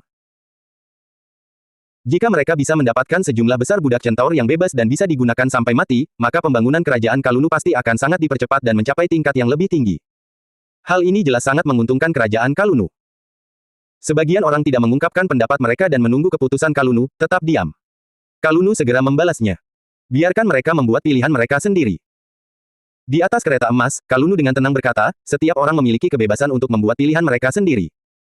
Ini adalah hak yang diberikan oleh dunia itu sendiri. Sekarang, saya akan memberikan hak ini kepada mereka. Bagaimana mereka memilih, itu urusan mereka sendiri. Dia menjawab. Kanulu tidak pernah terpikir untuk membantai 1 juta centaur sekaligus. Hal ini karena selain akan menjadi pemborosan, hal itu juga akan meninggalkan kesan buruk. Di gurun ini, selain para centaur yang percaya pada dewa jahat, terdapat banyak centaur lainnya. Para centaur ini tidak percaya pada dewa jahat dan tidak pernah menjadi musuh kerajaan Kalunu. Bagi kerajaan Kalunu, mereka adalah kekuatan yang dapat mereka perjuangkan di masa depan. Jika dia membunuh semua centaur yang ditawan sekarang, akan sulit untuk merekrut centaur lain di masa depan. Meskipun demikian, dia tidak bisa membunuh semua centaur. Karena itu, dia memberi para tawanan centaur pilihan untuk mereka pertimbangkan sendiri.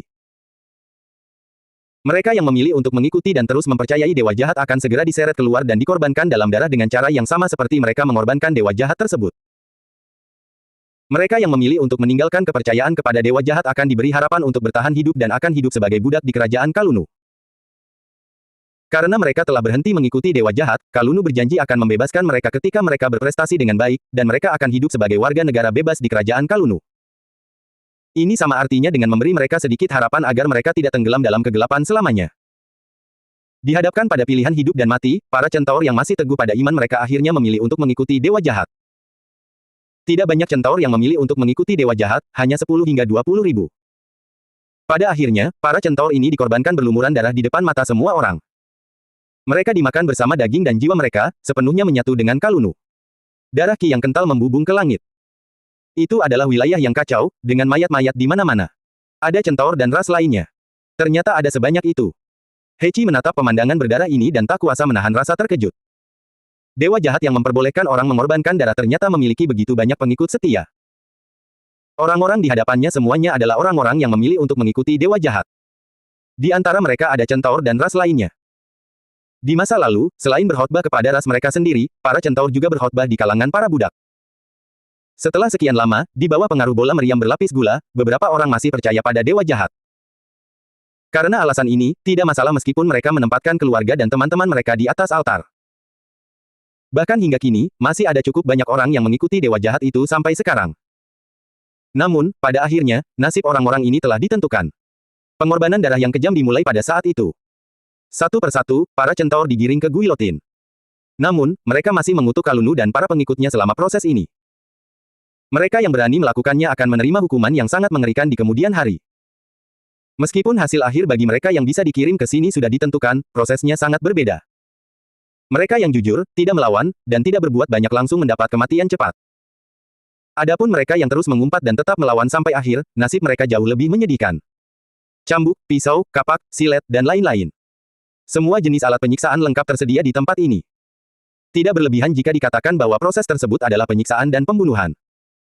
Mereka yang dieksekusi di tempat ini adalah mereka yang telah menderita hebat di tangan para centaur di masa lalu. Orang-orang ini selalu menyimpan amarah di hati mereka. Mereka memiliki kebencian yang kuat terhadap para centaur, dan mereka tidak akan menunjukkan belas kasihan saat ini. Tangisan memilukan terus terdengar dari tempat ini. Hal itu membuat orang-orang merasa ketakutan dan tidak tahan mendengarnya. Meskipun mereka sangat membenci para centaur, banyak orang tetap tidak tahan melihat pemandangan ini dan tidak datang ke sini. Sebagai contoh, roh pohon seperti Dirin telah pergi sejak lama. Mereka mengikuti Kalunu dan tidak ingin melihat pemandangan di depan mereka. Adapun Hechi, Hemer, dan yang lainnya yang tinggal di belakang, mereka semua adalah orang-orang kejam dengan hati sekeras batu. Mereka tidak merasakan apapun ketika melihat pemandangan di depan mereka. Sebaliknya, mereka merasa segar dan tidak sabar untuk melihatnya lebih lama lagi. Mayat para centaur berjatuhan ke tanah satu per satu. Kemudian, di bawah bimbingan para pendeta khusus, mereka dibakar hingga menjadi debu murni dan jatuh ke tanah. Selama proses ini, sejumlah besar kebencian dan kekuatan iman dihasilkan dan perlahan-lahan bergerak menjauh. Kekuatan-kekuatan ini bergerak maju dengan cepat bersamaan dengan semacam koneksi dan akhirnya tiba dengan tepat di tubuh seseorang. Berdiri di tanah tandus, pada saat ini, Kalunu merasakan kekuatan yang kuat di tubuhnya. Ia tidak terkejut dengan hal ini. Rasa dendam dan kekuatan iman pasti akan muncul selama proses pengorbanan darah. Kekuatan iman yang dibutuhkan oleh Tuhan tidak harus berupa iman murni yang diberikan oleh seorang penganut yang taat. Rasa takut dan kebencian terhadap musuh terkadang menjadi salah satu sumber kekuatan tersebut. Ini juga salah satu alasan mengapa pengorbanan darah seringkali sangat kejam dan menakutkan. Karena semakin menakutkan dan kejam prosesnya, semakin besar kebencian dan rasa sakit di hati korban pengorbanan darah, dan semakin besar kekuatan iman yang dihasilkannya. Korban pengorbanan darah dan bahkan dewa di baliknya pun mendapat keuntungan lebih. Sesederhana itu. Sama halnya saat ini. Menatap dunia yang jauh, Kalunu menutup matanya dalam diam dan perlahan menyerap kekuatan di dalam tubuhnya. Ada sifat ilahi yang berkedip-kedip dengan cahaya di dalam tubuhnya, dan pada saat ini, tampak sangat terang. Sifat ilahi itu sangat jelas. Sebagian diperoleh dari tubuh Chen Heng, dan sebagian lagi dari tempat lain. Sebelumnya, ia pergi ke negeri rahasia dan menemukan negeri tersegel yang ditinggalkan oleh seorang dewa. Negeri tersegel itu adalah tempat tersegel yang ditinggalkan oleh dewa tersebut. Banyak sisa-sisa dewa yang tewas dalam perang dan bahkan para pengikutnya tersegel di sana. Terdapat banyak mayat dewa setengah dewa, termasuk mayat dewa yang sebenarnya. Kalunu menjelajahi tempat itu untuk waktu yang lama dan menggunakan kekuatan simulator untuk mengubahnya menjadi wujud dewanya. Seiring dengan proses ini, kekuatan ilahi dalam tubuhnya semakin bertambah, dan kekuatannya pun semakin dahsyat. Pada titik ini, Kalunu sedikit berbeda dari tubuh utama Chen Heng. Tubuh utama Chen Heng sangat berhati-hati dalam memilih kekuatan ilahinya. Karena jika dia memilih jalan yang salah, kemungkinan besar akan memengaruhi pencapaiannya di masa depan. Karena itu, dia sangat berhati-hati dari awal hingga akhir. Ada juga batasan dalam penyerapan kekuatan ilahi, kecuali untuk beberapa domain yang ditargetkan. Kekuatan ilahi dari domain lain jarang diserap. Namun Kalunu berbeda. Posisi Kalunu adalah sebagai klon yang melindungi tubuh utama, bukan sebagai penjelajah tingkat tinggi. Oleh karena itu, persyaratan Kalunu untuk dirinya sendiri sangat sederhana. Semakin kuat, semakin baik. Karena alasan ini, Kalunu tidak mencari-cari kesalahan. Dia langsung memilih jalan termudah. Di tanah yang disegel sebelumnya, dia menemukan mayat dewa yang dapat dia jelajahi dan mengumpulkan semua kekuatan ilahi di dalamnya ke dalam tubuhnya. Kekuatan ilahi terus terkumpul, dan kekuatan semacam itu sangat dahsyat. Dengan sendirinya, Kalunu tidak kekurangan kekuatan ilahi, dan dia juga tidak kekurangan sifat ilahi. Semua kondisi terpenuhi, sehingga pertumbuhan kekuatannya secara alami akan jauh lebih cepat. Karena itu, kekuatan Kalunu tidak lebih lemah dari tubuh utama Chen Heng. Bahkan lebih baik. Pertempuran sebelumnya adalah bukti dari hal itu. Berdiri diam di tempat, Kalunu menatap ke depan dan diam-diam merasakan kekuatan yang meningkat pesat di tubuhnya. Omong-omong, karena posisi yang berbeda, banyak metode menjadi berbeda. Untuk metode seperti pengorbanan darah, tubuh utama Chen Heng tidak akan pernah menggunakannya karena dia khawatir akan ada jejak dan efek samping yang akan memengaruhi kemajuannya di masa depan. Namun, itu tidak masalah bagi Kalunu. Dia bisa langsung menggunakannya. Di masa lalu, Kalunu sudah sering menggunakannya. Kekuatan murni melonjak di tubuhnya. Di samping telinga Kalunu, ratapan jiwa-jiwa terus bergema. Itu adalah ratapan dan tangisan para centaur dan raungan yang mereka buat ketika jiwa mereka dihancurkan. Segala sesuatu, termasuk darah, ki, dan jiwa mereka, akhirnya dilahap habis. Tidak ada jejak yang tertinggal. Begitulah menyedihkannya keadaan itu. Rasanya cukup menyenangkan. Merasakan peningkatan kekuatannya, Kalunu tersenyum. Dia cukup puas. Harus diakui bahwa sebagai metode untuk meningkatkan kekuatan, efek pengorbanan darah sangat jelas. Dibandingkan dengan cara tradisional menyebarkan iman dan mengembangkan umat beriman, pengorbanan darah setara dengan panen satu kali, menuai daging dan darah orang lain, bahkan asal mula jiwa mereka. Dampaknya tentu saja sangat baik. Sebelumnya, dewa di balik centaur dapat pulih dengan cepat dan tepat karena pengorbanan darah. Dan di seluruh dunia para dewa, banyak dewa menyukai metode pengorbanan darah. Lagi pula, meskipun kepercayaan pembangunan tradisional berlangsung lama, pengorbanan darah datang dengan cepat. Menjadi kaya dengan cepat adalah sesuatu yang selalu disukai semua orang, termasuk para dewa. Sayangnya, sebagai penguasa kerajaan Kalunu, Kalunu tidak bisa melakukannya.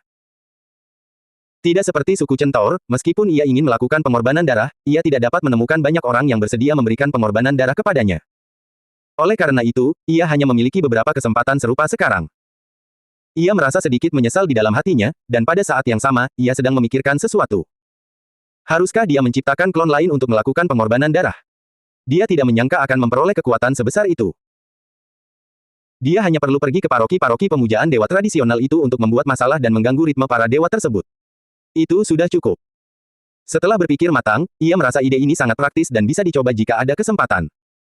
Lagi pula, baginya, keilahian tidaklah berharga. Sekalipun gagal, itu tetaplah kegagalan. Tidak masalah. Tentu saja, saat ini ia masih memiliki hal-hal yang lebih penting untuk dilakukan. Pasukan kerajaan Kalu telah mengamuk di gurun. Sebagian besar wilayah yang awalnya milik suku Centaur kini diduduki oleh pasukan Kobold. Kekuatan para Centaur telah sangat melemah dan hampir tidak ada lagi. Namun, masih ada satu hal yang belum terselesaikan. Dewa dari masa lalu. Ada dewa sejati di balik suku Centaur. Dewa itu bukanlah dewa palsu, melainkan dewa sejati. Selama dewa ini tidak ditangani, akan sia-sia meskipun semua Centaur di bumi dimusnahkan. Setelah beberapa waktu, dewa ini akan kembali dan mendukung suku Centaur lain untuk menjadi musuh kerajaan Kalunu. Bahkan ini bukanlah hasil terburuk. Jika Kalunu adalah lawan, dia akan mencoba menyelinap ke bagian dalam kerajaan Kalunu. Pada saat itu, tidak hanya akan lebih tersembunyi, tetapi kerusakan yang ditimbulkannya juga akan jauh lebih besar. Oleh karena itu, bahaya tersembunyi ini harus diatasi. Itulah yang dipikirkan dan dilakukan Kalunu. Tak lama kemudian, ia kembali bertindak. Tempat persembunyian seorang dewa sangat sulit ditemukan karena seringkali sangat tersembunyi. Bahkan jika itu dewa yang sama, sulit untuk menemukannya tanpa petunjuk. Namun, premis dari semua ini adalah bahwa dewa tersebut tidak menampakkan diri. Secara kebetulan, beberapa waktu lalu, dewa jahat di balik para Centaur melakukan pergerakan. Dengan pergerakan itu, Kalunu mengikuti petunjuk dan menemukan tempat persembunyian. Setelah menghabiskan lebih dari sebulan, dia hampir menjelajahinya sepenuhnya. Sebuah bintang mulai bersinar di kehampaan, memancarkan cahaya terang. Setelah pancaran terang dan tak menentu itu mekar, ia berubah menjadi aura kekuatan ilahi yang mempesona. Aura kekuatan ilahi itu sangat dahsyat, dan keagungan sang dewa sangat kentara. Bahkan jika seseorang tidak sengaja mencarinya, sangat sulit untuk mengabaikannya. Tidak bisa bertahan lagi. Di kehampaan, Kalunu berdiri di tempatnya. Melihat pemandangan di depannya, senyum muncul di wajahnya. Para dewa di kekosongan. Dari kelihatannya, setelah sekian lama, dewa di balik para Centaur akhirnya tidak mampu bertahan lebih lama lagi. Sangat wajar jika dewa jahat tidak mampu bertahan. Itu karena sejak saat ia bergerak, Kalunu telah memanfaatkan kesempatan untuk meletakkan lapisan-lapisan segel di kehampaan, menyegel tempat itu dan menutup semua kehidupan. Alasannya tentu saja untuk mencegah dewa jahat pergi lebih awal dan mengubah posisinya. Tidak mudah untuk merebut lokasi markas pihak lain. Jika dia mudah ditangkap oleh pihak lain, itu akan menjadi kerugian yang terlalu besar. Kalunu berpikir dan melakukan hal yang sama. Dan sekarang, dalam 1 hingga 2 bulan terakhir, para pengikut dewa jahat terus dibantai. Para pengikut setia, beserta daging dan jiwa mereka, dikirim untuk dibantai. Para pengikut yang dangkal dan tidak setia juga dipaksa untuk mengubah kepercayaan mereka. Di tengah segala macam reaksi negatif, hal itu masih terasa agak sulit ditanggung. Iman bagaikan pedang bermata dua. Iman bisa membuatmu cepat menjadi lebih kuat, tetapi juga bisa membuatmu menerima reaksi negatif ketika orang-orang percaya mengubah iman mereka. Ketika para penganut awal mulai mengutuk dan membenci, dan benang iman putus, reaksi balik semacam itu mulai muncul. Mungkin para dewa yang dulunya berada di puncak kekuasaan tidak peduli dengan reaksi balik semacam ini dan tidak terlalu memikirkannya. Namun, hal itu sulit diterima oleh dewa jahat, yang saat ini sedang berada di titik terendah dan belum sepenuhnya memulihkan kekuatannya, serta telah terluka parah oleh Kalunu. Baginya, jika ia hanya tetap di tempatnya dan menunggu dalam diam, cepat atau lambat ia akan mati. Dampak buruk dari keyakinan akan menyebabkan luka yang besar. Pada saat yang sama, ketika Kalunu membebaskan tangannya dan perlahan menjelajahi area ini, cepat atau lambat ia akan ditemukan. Tanpa pemulihan iman, kekuatannya akan semakin lemah di dalam kekosongan yang tertutup ini, dan semakin banyak waktu berlalu, semakin lemah dia jadinya. Semakin lama ia menunda, semakin merugikan bagi dewa jahat ini. Karena itu, ia tentu saja harus memanfaatkan momen ini untuk pergi dan bertarung selagi ia masih memiliki lebih dari setengah kekuatannya. Itulah yang dia pikirkan dan yang dia lakukan. Namun, apakah dia mampu memblokir serangan Kalunu dan membiarkan bawahan Kalunu lolos, itu adalah sesuatu yang tidak diketahui siapapun. Kalunu juga tidak tahu. Namun, hal itu tidak menghentikannya untuk bertindak. Di kehampaan yang dalam, dia mengulurkan tangannya. Lengannya yang kasar terulur ke arah kehampaan. Seperti lengan dewa, dia menggenggam seluruh kehampaan di tangannya. Akhirnya, dia bergerak menuju bintang yang berkelap-kelip di depannya, meraih bintang itu di tangannya. Sesaat kemudian, cahaya beriak. Lapisan-lapisan riak kecil menutupi tempat itu, menyebar ke segala arah.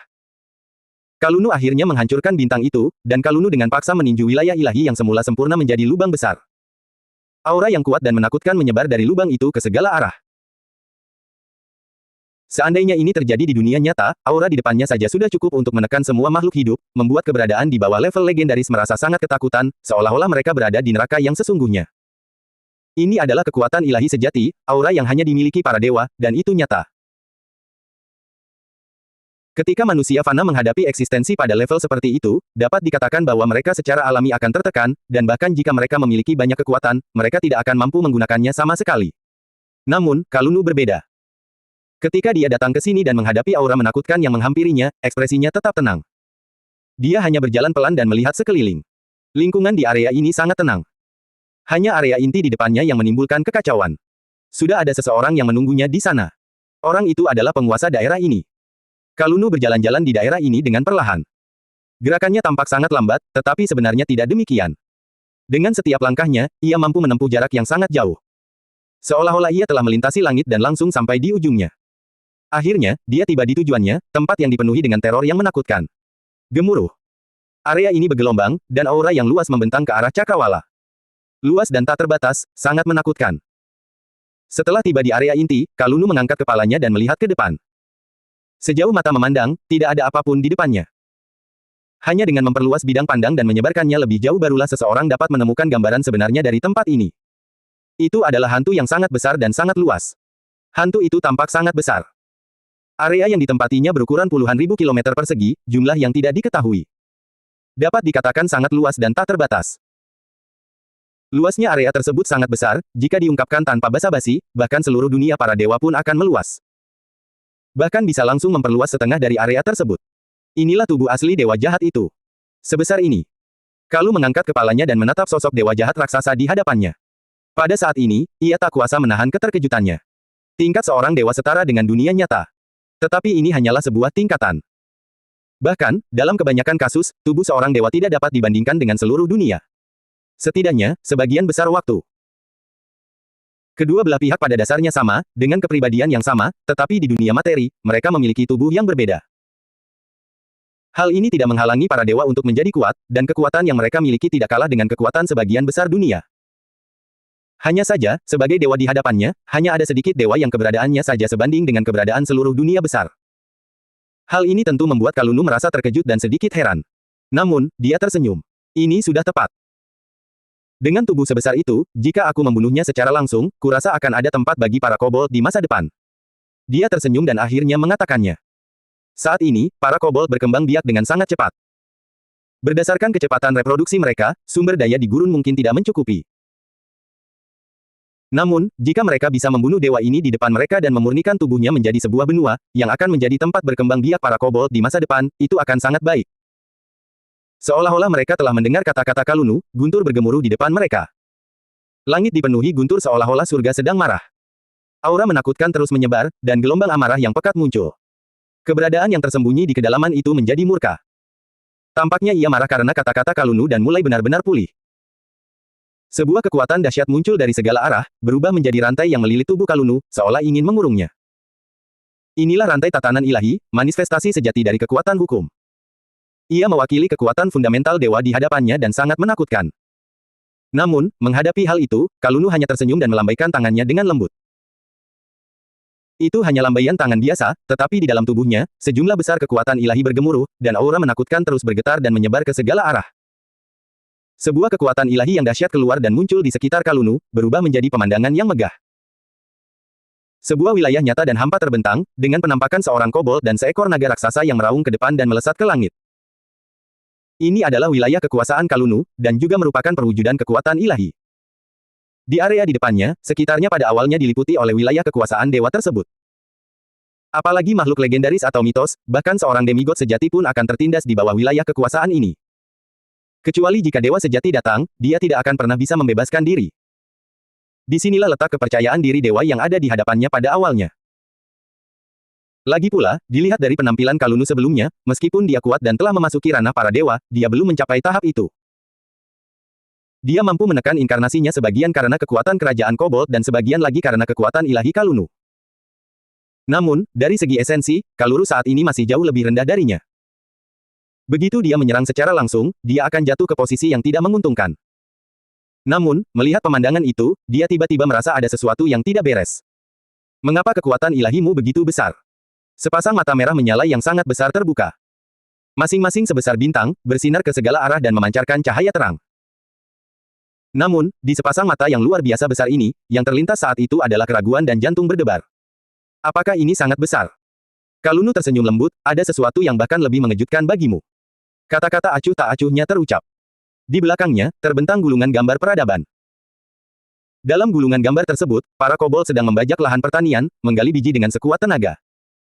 Adegan mereka melangkah maju di berbagai wilayah muncul bersamaan dalam gulungan gambar ini. Adegan-adegan kerajaan Karuna muncul satu demi satu, tetapi sekarang semuanya dipadatkan dalam gulungan gambar. Gambarnya sangat jelas dan nyata, dan seseorang dapat merasakan semangat perjuangan dan usaha dalam sekejap.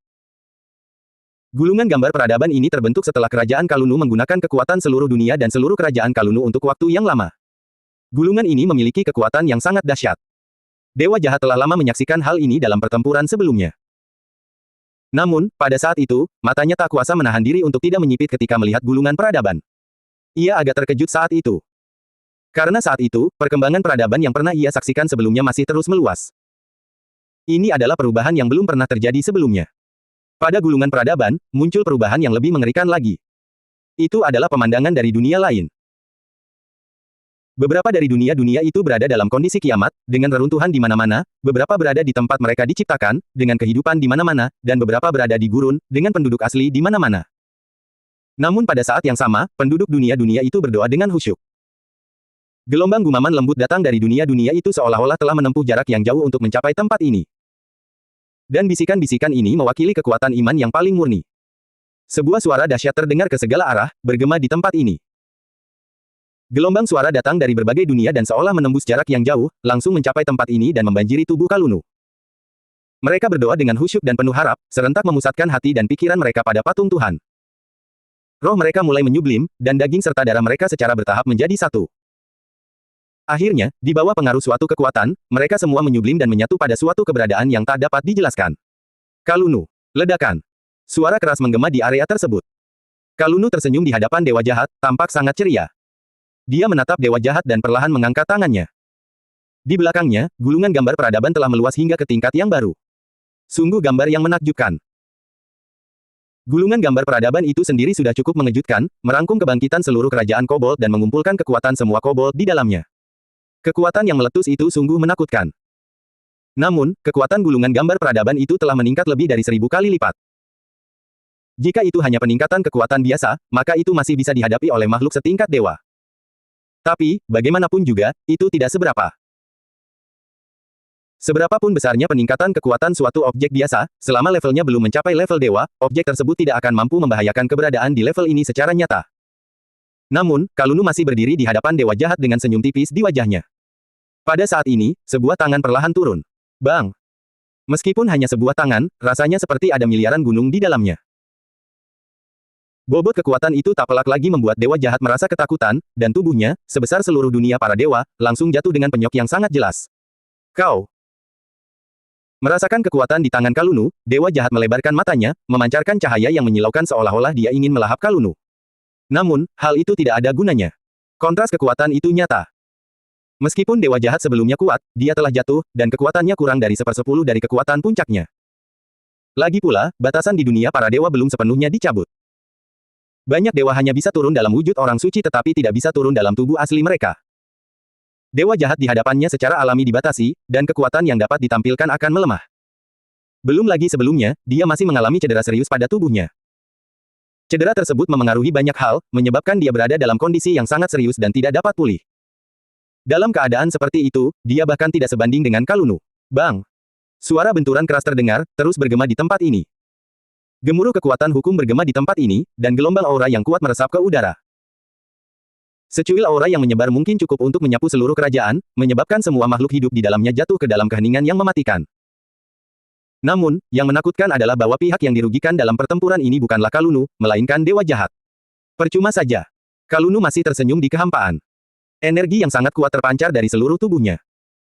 Kemudian, saat kedua pihak berbenturan dengan sengit, sebuah pemandangan nyata muncul di belakangnya. Adegan dari beberapa dunia besar ditransmisikan secara langsung, masing-masing sangat jelas, dan ada juga kekuatan hukum yang nyata yang termanifestasi di dalamnya, yang sangat kentara.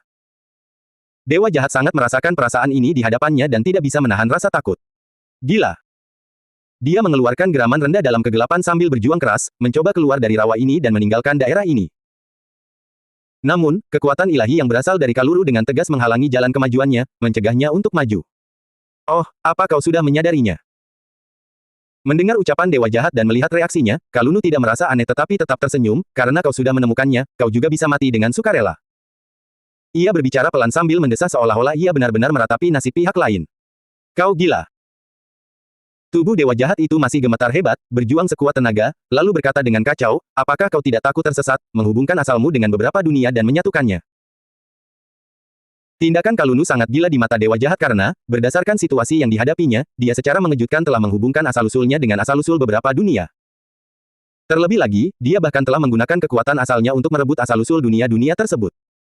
Seorang individu bergabung dengan sebuah dunia untuk menjadi kesadaran dunia. Situasi ini mirip dengan Philip dari dunia awal. Namun, ini bahkan lebih ekstrim. Di dunia awal, Philip hanya memasuki ruang awal dan mengalami transformasi kesadaran dunia awal, menjadi pembawanya. Itu setara dengan menjadi avatarnya, tubuhnya untuk bertindak. Tingkat ini tidak lain hanyalah boneka dari kesadaran dunia.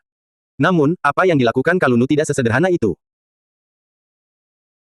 Ia secara mengejutkan melahap kesadaran dunia dari dunia lain, memungkinkan asal roh sejatinya untuk berubah menjadi kesadaran dunia dari dunia masing-masing dan menggunakannya untuk mengendalikan kekuatan mengerikan dari dunia-dunia tersebut, sehingga menjadi dirinya sendiri. Apa yang dia lakukan pada dasarnya berbeda dari tindakan Philip.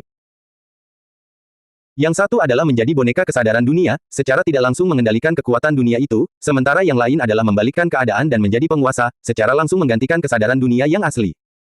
Perbedaannya tidak diragukan lagi sangat besar.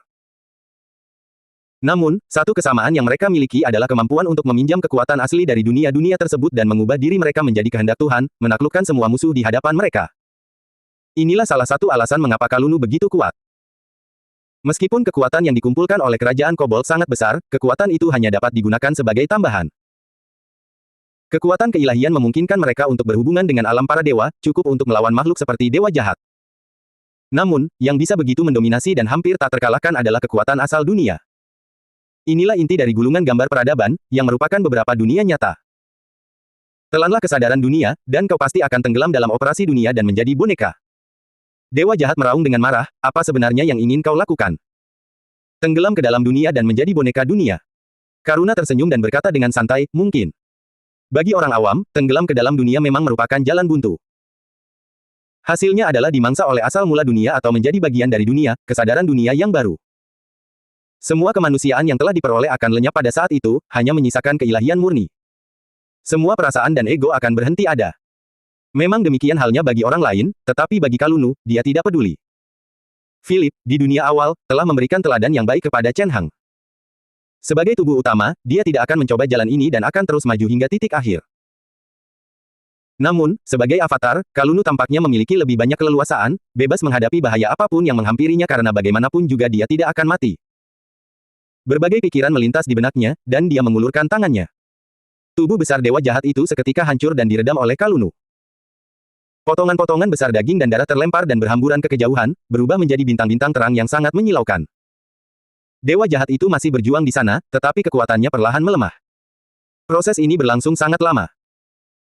Akhirnya, setelah lebih dari 3 bulan, ketika nyala api ilahi terakhir padam, tubuh ilahi yang luar biasa besar di hadapannya hancur berkeping-keping. Di tengah pertempuran ilahi yang dahsyat, tubuh yang semula utuh hancur berkeping-keping. Potongan-potongan besar daging dan darah secara otomatis menyatu kembali menjadi tubuh baru. Adapun potongan-potongan kecil, mereka berubah menjadi bintang-bintang, tersebar di seluruh area. Kalunu mengulurkan tangannya karena ia tidak ingin menyia-nyiakan apapun. Di belakangnya, bayangan seluruh dunia besar muncul. Suara samar dari banyak orang percaya terdengar. Kemudian, sebuah gerbang dunia emas perlahan terbuka di bawah kendalinya, dan kekuatan yang mengerikan terpancar. Daging dan darah yang tertinggal dari dewa yang jatuh akhirnya dilahap oleh gerbang dunia emas, langsung lenyap di tempat. Tak setetes pun tertinggal. Sejumlah besar daging dan darah dewa membanjiri dunia baru dan perlahan berevolusi. Kemudian, permukaan laut mulai naik, dan lempeng tektonik bertabrakan, menciptakan perubahan baru. Potongan-potongan besar daging dan darah jatuh ke dunia, membentuk benua-benua baru. Sedangkan potongan-potongan yang lebih kecil berubah menjadi pulau-pulau, muncul di dunia-dunia baru. Darah dewa berubah menjadi partikel unsur murni dan menyatu ke dunia, meningkatkan konsentrasi unsur-unsur di dunia. Selain itu, beberapa tulang berubah menjadi urat mineral, menjadi sumber daya yang menunggu untuk digali di masa depan. Dengan jatuhnya tubuh dewa itu, seluruh dunia memancarkan rasa puas, seolah-olah semua orang telah merasa puas. Kejatuhan dewa sepenuhnya digantikan dengan dunia yang penuh makanan. Ukuran dewa itu sangat menakutkan. Dan setelah dunia mencerna jasad dewa dan sepenuhnya mengintegrasikan kekuatannya ke dalam dunia, kekuatan di dalamnya akan kembali ke tubuh Kalunu. Hal ini dapat dianggap telah menyelesaikan sebuah siklus sampai batas tertentu. Bang! Riak-riak muncul di kehampaan. Bersamaan dengan jatuhnya dewa sebelumnya, banyak bayangan virtual muncul di hadapan Kalunu. Terlebih lagi, kehampaan ini tampaknya terhubung dengan banyak ruang lain, tempat banyak makhluk tak dikenal disegel. Banyak makhluk perkasa muncul dari ruang angkasa di hadapannya saat kehampaan bergetar. Beberapa adalah makhluk perkasa dari dunia lain, sementara yang lain adalah pengikut dewa jahat. Mereka adalah hasil akumulasi dewa jahat selama periode waktu yang panjang. Beberapa mungkin merupakan subjek eksperimennya, sementara yang lain adalah makhluk baru yang diciptakan oleh dewa jahat.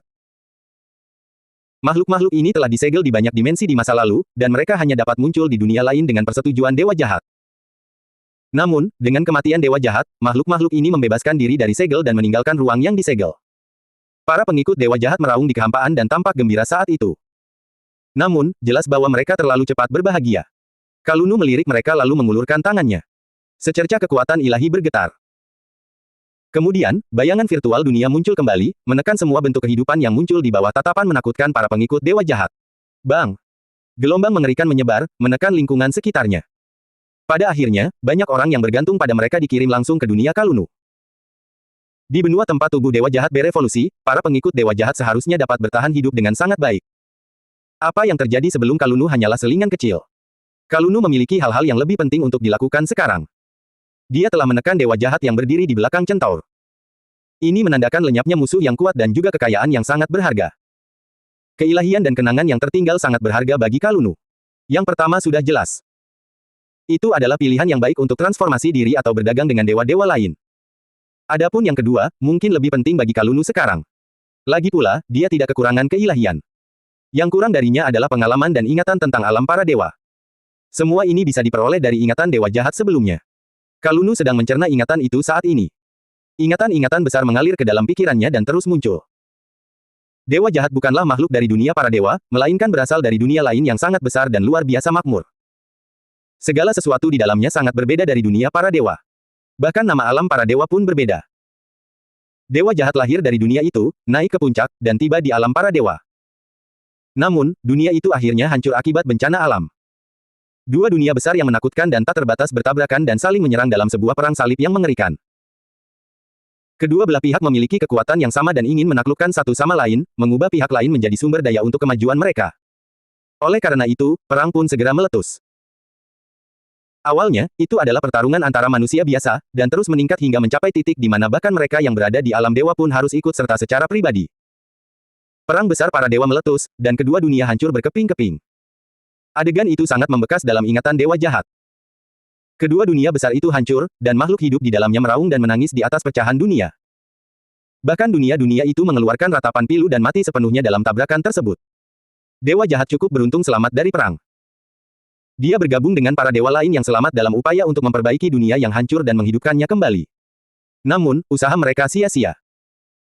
Mereka memang menciptakan beberapa dunia dan menyatukannya menggunakan fragmen dunia asli, dengan harapan dapat menciptakan dunia yang benar-benar baru. Namun, ukuran dunia baru tersebut jauh dari sebanding dengan dunia aslinya.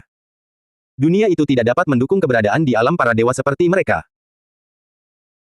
Jika mereka tetap tinggal, bukan hanya tidak akan ada manfaatnya, tetapi mereka akan menghadapi berbagai macam bahaya dan bahkan mungkin menghancurkan dunia baru itu sendiri. Tidak ada kemungkinan lain. Dewa jahat tidak punya pilihan selain pergi dan meninggalkan dunia ini. Melewati kehampaan yang panjang itu terbentang laut batas yang kacau di luar dunia. Dunia-dunia tak terbatas mengapung naik turun di laut batas, dan banyak bentuk kehidupan telah lama jatuh dan tenggelam di dalamnya. Kalunu akhirnya memiliki pemahaman yang lebih dalam tentang laut batas melalui ingatan dewa jahat. Para dewa dari dunia yang berbeda memiliki nama yang berbeda terkait laut batas tersebut. Para dewa abadi di dunia senjata ilahi menyebutnya kekacauan, dan para dewa di dunia para dewa menamakannya sumber dunia. Ia juga dikenal sebagai laut batas bagi makhluk ilahi di dunia lain. Namun, terlepas dari namanya, karakteristiknya tetap sama. Laut perbatasan memiliki kekuatan yang menakutkan. Kekuatan itu seperti semacam sifat iblis yang dapat secara diam-diam mengikis tubuh dan pikiran para dewa, membuat mereka jatuh tanpa sadar dan akhirnya menjadi makhluk laut perbatasan. Ia akan benar-benar jatuh begitu mencapai tahap itu, langsung menjadi musuh dunia, dan akan kehilangan seluruh kesadaran dan jati dirinya. Tubuhnya akan berubah, dan pikirannya akan menjadi kacau, berubah menjadi monster yang telah kehilangan kewarasannya meskipun memiliki kekuatan para dewa. Akhir seperti ini adalah sesuatu yang tidak akan diinginkan oleh para dewa. Namun, ini juga salah satu alasan mengapa para dewa perlu menemukan dunia untuk ditinggali dan diandalkan. Hanya dunia yang menjadi rumah bagi semua makhluk hidup di laut perbatasan yang luas. Bahkan para dewa yang tinggi dan perkasa pun tidak dapat menghindari hal ini, karena mereka perlu tumbuh dan maju di bawah perlindungan dunia. Dewa jahat tenggelam ke laut perbatasan dan mencari dunia baru untuk waktu yang lama. Namun, ia tidak dapat menghindari banyak pertemuan berbahaya di sepanjang jalan, bahkan dengan kekuatannya. Tidak hanya terjadi erosi iblis di laut perbatasan, tetapi juga banyak monster laut perbatasan yang telah jatuh di masa lalu. Monster-monster laut perbatasan itu semuanya berubah dari bentuk kehidupan yang telah meninggalkan dunia asalnya. Akibatnya, masing-masing dari mereka sangat kuat. Yang terlemah setara dengan legenda, dan yang terkuat setidaknya setara dengan dewa. Menghadapi mereka bukanlah hal yang mudah, meskipun makhluk hidup ini tidak memiliki kecerdasan. Dewa jahat tenggelam ke laut perbatasan di tengah perjalanan dan telah menemukan banyak dunia. Sayangnya, dunia-dunia lemah itu tidak berguna. Kapasitas para dewa setara dengan dunia itu sendiri, dan dunia biasa tidak mampu menampungnya. Akibatnya, beberapa dunia lemah akan mati dan meledak ketika dewa jahat masuk. Hanya dunia-dunia yang kuat yang mampu menampung keberadaan dewa jahat dan memberinya ruang untuk berkembang. Itu karena dunia-dunia yang cukup kuat memiliki kekuatan hukum dan asal-usul yang lebih kuat yang memungkinkan keberadaan di alam dewa untuk melangkah lebih jauh dan mencapai tingkat yang lebih tinggi. Namun, dunia seperti itu sangat langka di seluruh laut perbatasan. Terlebih lagi, karena ukuran dunia-dunia ini, mereka sering melahirkan dewa-dewa mereka sendiri. Selain itu, keberadaan-keberadaan ini memiliki sikap yang seragam terhadap dewa-dewa asing. Oleh karena itu, kecuali beberapa dunia dengan lingkungan yang unik, dewa-dewa dari dunia-dunia besar normal lainnya seringkali secara naluriah bersikap bermusuhan terhadap dewa-dewa asing. Jika seseorang memasuki dunia-dunia ini dengan gegabah, ia akan diserang oleh para dewa dan akhirnya dimangsa. Ini adalah risiko yang jelas. Lagi pula, memasuki dunia lain membutuhkan periode adaptasi yang relatif panjang. Saat pertama kali memasuki dunia lain, itu adalah momen terlemah. Tidak hanya harus menghabiskan sejumlah besar energi untuk masuk, tetapi juga harus menghadapi penolakan dunia tersebut. Selain memiliki musuh eksternal, kekuatan seseorang akan jauh lebih lemah dari sebelumnya karena penolakan dunia tersebut. Inilah mengapa perjalanan dewa jahat di laut perbatasan tidak mudah, melainkan sangat sulit. Ia akhirnya tiba di dunia para dewa setelah sekian lama. Saat itu dunia para dewa sedang dilanda kekacauan, karena para dewa mengalami konflik internal pada era tersebut dan berada dalam kondisi lemah. Dewa jahat menyelinap ke dunia para dewa menggunakan metode khusus. Setelah bersembunyi di sana untuk waktu yang lama, dia akhirnya menemukan triknya dan perlahan-lahan memecahkan masalah pengucilannya. Dia mengubah penampilannya dan menghapus jejak laut batas. Kemudian, dia sepenuhnya berbaur dan menjadi dewa lokal di dunia para dewa. Lalu, ketika waktunya tepat, dia menyebarkan kepercayaannya di dunia para dewa untuk menjadi sandarannya, mencegah dirinya ditolak oleh dunia para dewa. Dalam jangka waktu yang panjang berikutnya, ia tetap menjadi dewa lokal di dunia para dewa dan hidup di sana untuk waktu yang lama. Ia telah berpartisipasi dalam perang antar dewa dan melancarkan perang iman, menggunakannya untuk merampas kekuatan iman dan pengorbanan darah.